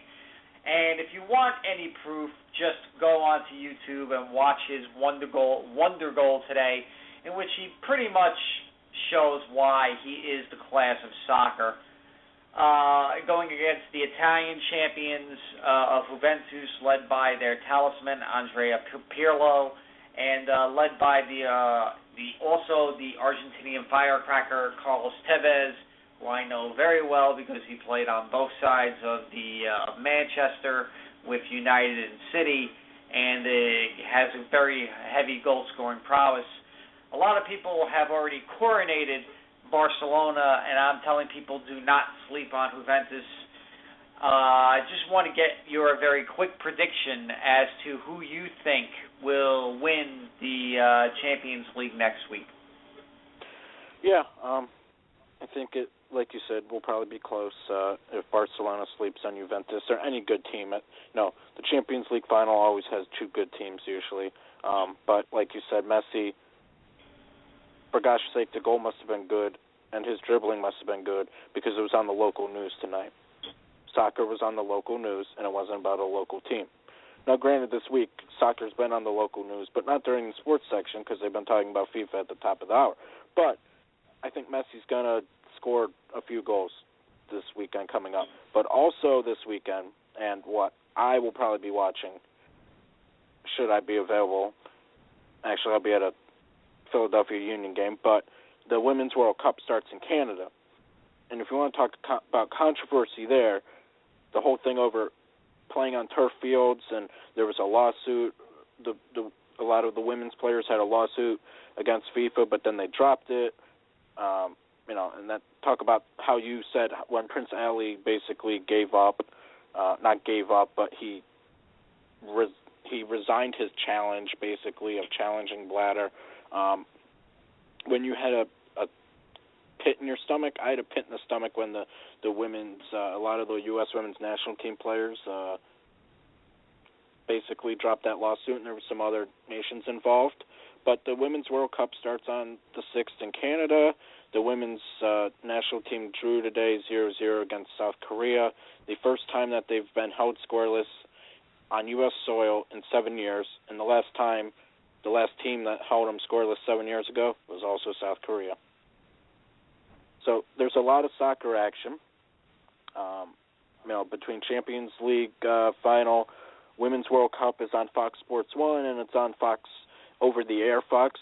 2 of the 3 group stage games for the women's national team is on over-the-air Fox, which is it doesn't happen often that soccer is on over-the-air Fox, the same Fox that shows NFL football every Sunday. So take advantage of it. Now, you said yourself you cover the Philadelphia Union. Some big news in MLS that happened this past week was about the Orlando franchise. Apparently, they had $30 million earmarked from the state of Florida to help pay for the stadium. Well, apparently that money got hung up in the Florida legislature. I know, politics, talk about it until you're blue in the face, always seems to happen. Well, the Orlando franchise owners pretty much went to the Florida legislator and gave them the double salute and said, you know what, we're not going to wait for you. We're going to take our own money and we're going to own the stadium. We're going to own the land on the stadium, and you're not going to get a dime out of it. Andrew, when he brought that up, said kudos. I gave a round of applause. Do you think that this just pigeonholed the city of Orlando from getting a piece of the pie? I think the team's on very good terms with the city of Orlando. I think it actually helps the city more that the stadium's going to be privately owned. I think money that would have gone to the stadium either from the city of Orlando or from the state can now go to things that people might deem more worthy or more neat. I think it's just great that you hear about these lavish stadiums, like the Dallas Cowboys Stadium that I don't know if it's privately owned or publicly owned, but it's expensive, and they use more electricity than some African nations at that stadium. But I think first off, Orlando's getting a soccer-specific stadium. Right now they play in the Citrus Bowl in Orlando, which can fit 62,000 people, which they pack their MLS opener, and they had about 30-something a night. Orlando's really shown themselves as a franchise that can get those fans, and they did that when they were in lower divisions, the lower USL division, but before they got an MLS team. But I think privately owned teams is the future of sports, hopefully. I think soccer in a lot of ways, especially in the U.S., lead the way in things. I think it's great. And, they also, you mentioned the private, they said screw the government and waiting. They want to get the stadium done by next year, for next year. It won't get done till halfway through, but that's no later than it would have gotten done anyway. But also they're expanding the capacity of what they planned based on how the fans responded this year and showed up. It's only supposed to be at about 20,000. Now it's going to be between 25,000 and 28,000, which if you compare that to San Jose Earthquake's new stadium, Avada Stadium, that's about 20,000, I think, and they were just awarded the 2016 MLS All-Star Game as well. And that stadium has the world record for the biggest, standalone bar at a sporting venue. Well, Phil, want to say thank you so much for joining us this evening. Great stuff as always. Why don't you let the good people know where they can find you? Yeah, I'll say this in as polite terms as I can. Basically, Fansided decided to stop making me an editor about a week after I graduated, which is fine. I'm looking for a full-time job anyway that pays better. But anyway, I'm still at playingfor90.com. I write there here and there. But I'm also thinking I'm going to go back to my old site, which is stoppagetimesoccer.net. But for the interim, you can find me on Twitter at pnaegely, STSPNAEGELYSTS. Thank you so much, Phil. If you bring back stoppagetimesoccer.net, that would be a good thing. Was always a great read. Playing for 90 was also doing some good stuff over there when you were in charge as editor. So hopefully, the Women's World Cup lives up to what's to be expected, and hopefully have you back on in the not too distant future. Okay? Sounds good. Thanks, Nick. No problem. Have a good night.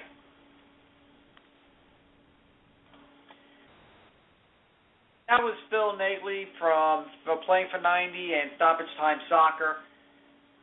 Drew, what's your thoughts on FIFA? I mean, we're going to go to overtime, ladies and gentlemen, so if you have it cut out live, don't worry. It'll be available on the podcast, but I need to get Drew's opinion on it because I know my apprentice has some choice words for those in FIFA. Well, I'm going to keep it, PG as well, so that even the chitlins can listen. But in short, this is disgusting. This is downright disgusting. You have a president who's basically bought his vote numerous times. There's enough mounting evidence. There's actually, I saw it on Twitter the other day, there was a pyramid, and it has Sepp Blatter up top, and it has his top line and then his next line underneath. Everyone has either been arrested, indicted, or in one case pled guilty to allegations of corruption. And you cannot assume that, it's just those guys underneath. No, it starts at the top. These people are all given marching orders in do what you got to do, make it happen. Sepp Blatter's a smart guy. He positions himself to try to be as far away as possible, but the buck stops with him.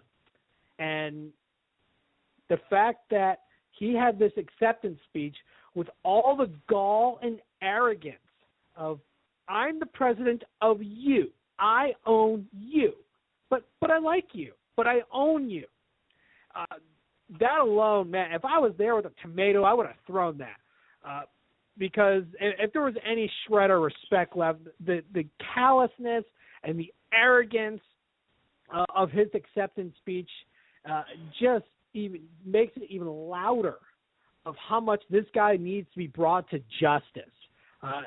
The human rights violations going on in Qatar is painful to look at. And I look at some numbers, and it is just jaw-dropping. And I know the United States is taking notice of this, and other countries are taking notice too. I'm not a big ESPN fan, but the due process of going out to bid again should have happened, and because it's no longer under the terms of the contract. But they got left high and dry. I could see them being a little bit sore. But you know what? Perhaps a sore ESPN is exactly what we need, because they have the resources Fox Sports, NBC Sports, and CBS Sports don't have. At making the public aware of the atrocities under FIFA. We've got questionable results as far as setting up the one in Russia. I may not like Putin all that much, but he's not really the target here, despite what he likes to say. What's going on in Qatar, absolutely just devastating, terrible. I mean, what happened in Brazil with the falling all over themselves trying to get this thing put together just screams complete ineptitude at the leadership level. Yet, all of a sudden, he gets reelected against a gentleman, Prince Ali, who, in all intents and purposes, was ready and willing to work on cleaning up this game. I mean, he talked the talk really well, and I bought into it. I was willing to give him the benefit of the doubt because, frankly, it can't be worse than what we currently have, which is now back in for another term. So I don't know what the immediate solution is. I'm very interested to see how this set up and with these executives. I mean, we had 14 people arrested. I guarantee you they're going to try and hang a carrot. Help us bring down Sepp Blatter, and you know what? Perhaps we will not. We will give you a much lesser charge or something to that extent, or drop our charges against you, immunity in return for prosecution. Now that they've got so many people close to the top, I think Sepp Blatter's days are numbered, because they may, bribery is one thing, but when you're in federal pound me up the tailpipe prison, you're going to be servicing some guy named Bubba. You're going to change your tune really quick. Sitting up in a federal prison for a little bit, serving time while this is going on. I think some of these people are going to change their tune real soon and make something happen that'll basically rescue what should be an awesome organization, but is so corrupt it makes the ISC, the Olympics, look like a bunch of saints. He was talking about the NFL. The NFL's got nothing on the corruption of the Olympics. The NFL is a toddler in the adult world of FIFA and the Olympics. So you know what? If we could start with one major international organization, in particular FIFA, which in my opinion I think is more powerful than the Olympics, perhaps we may have some hope yet, Nick. We may have some hope yet. Well, I'm going to close it out by saying this, and I've been waiting, patiently to get all this out. I find it comical that UEFA, the European Union, said we're not voting for Blatter and we're not following him. Meanwhile, if memory serves me correctly, Michel Platini, I should say, the head of UEFA, was one of those votes that went for Russia and went for Qatar. I find that quite interesting. Quite interesting indeed. I also found it interesting that when the European Union really wanted Platini to run against Blatter to take over FIFA, he declined. I also find it comical that you had one of the greatest European players of all time in Luis Figo from Portugal, a guy who knows the inner sanctum of the locker room and anything like that, that could have been that player's voice, decided to stand down to give it to Ben Ali, in which I actually thought that Figo would have stood a better chance than Ben Ali. Now, Ben Ali, when he made his concession speech, said the bravery of those that voted for me, the 73 countries that voted for him. I'm like, it's not bravery. Those were 73 countries that have common sense, which is quite obvious that other countries don't have. And do you know why, Drew, the other countries really voted for Blatter? Because Blatter always took care of the little guy. No one noticed, except for a few crack reporters on ESPN, the New York Times, and yours truly right here, how many times he mentioned Oceania. He mentioned Oceania 5 times in his acceptance speech. Now, when you think of Oceania, it's only 12 nations. But those 12 nations happen to be a very powerful bloc because they get a lot of the piece of the pie that FIFA throws their way. And I'm now under the assumption that these little countries are going to back Blatter to the hilt until one of those countries gets thrown an indictment their way, in which all of a sudden they're going to have to spill. And when they do, the domino effect will begin. It's going to take time, people. There was a lot of backlash. Oh, Blatter wasn't named, so there's no teeth behind it. You're right. There is no teeth behind it right now, but all it takes is the beginning of a paper trail. That's what Chuck Blazer gave the U.S. Attorney's Office in the Eastern District of New York and the Justice Department and the IRS. He gave them the roadmap. The roadmap that Blazer gave is just the beginning. There's more to come. There are so many layers in this story that it's going to be time-consuming. A case was built against the 14 that were indicted now.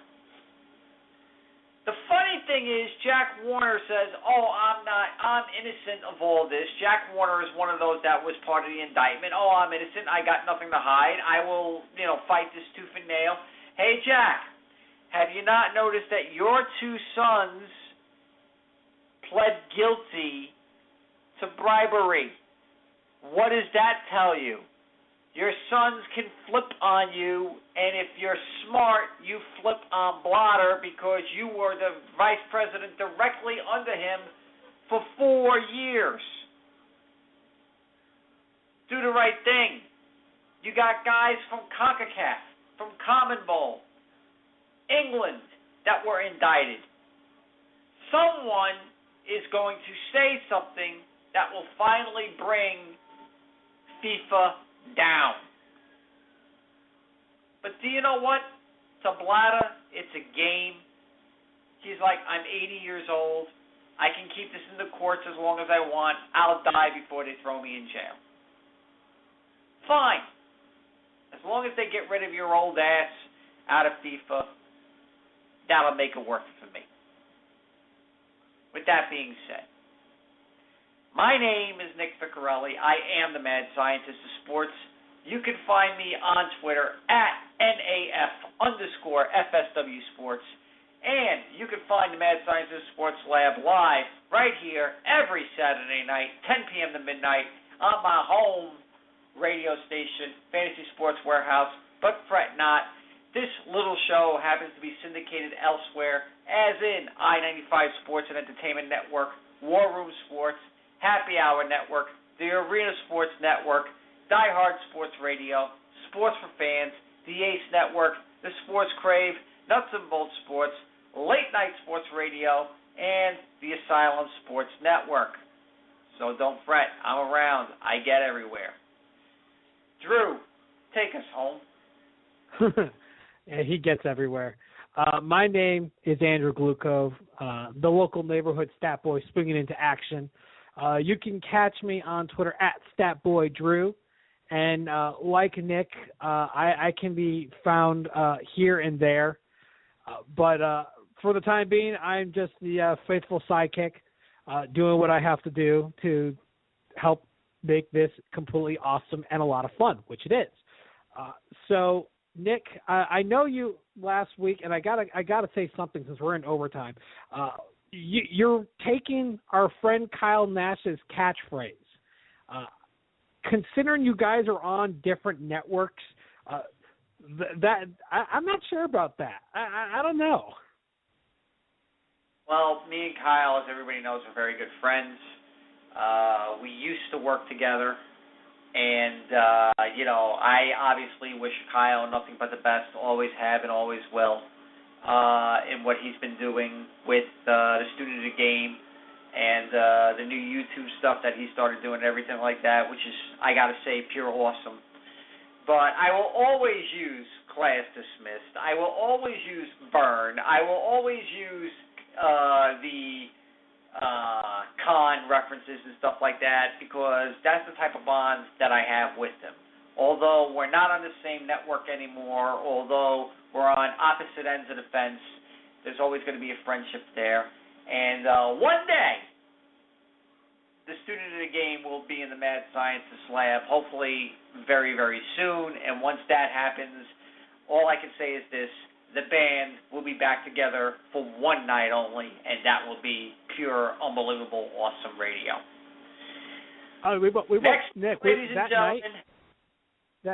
That night when Kyle, the Student of the Game Nash, comes back and hangs out, there will be no need for guests. That'll be 2 hours of just flat out fun and frivolity. Oh, absolutely, 100% true. With that being said, next week I personally will be on vacation. I am taking a family trip, so I will not be here. However, there will be a Mad Scientist Sports Lab. It will either be my faithful apprentice Drew doing it, or someone from the Fantasy Sports Warehouse family will be covering my shift. The lab will always be open to our faithful test subjects. So, with that being said, I will be back on air personally myself January 13th.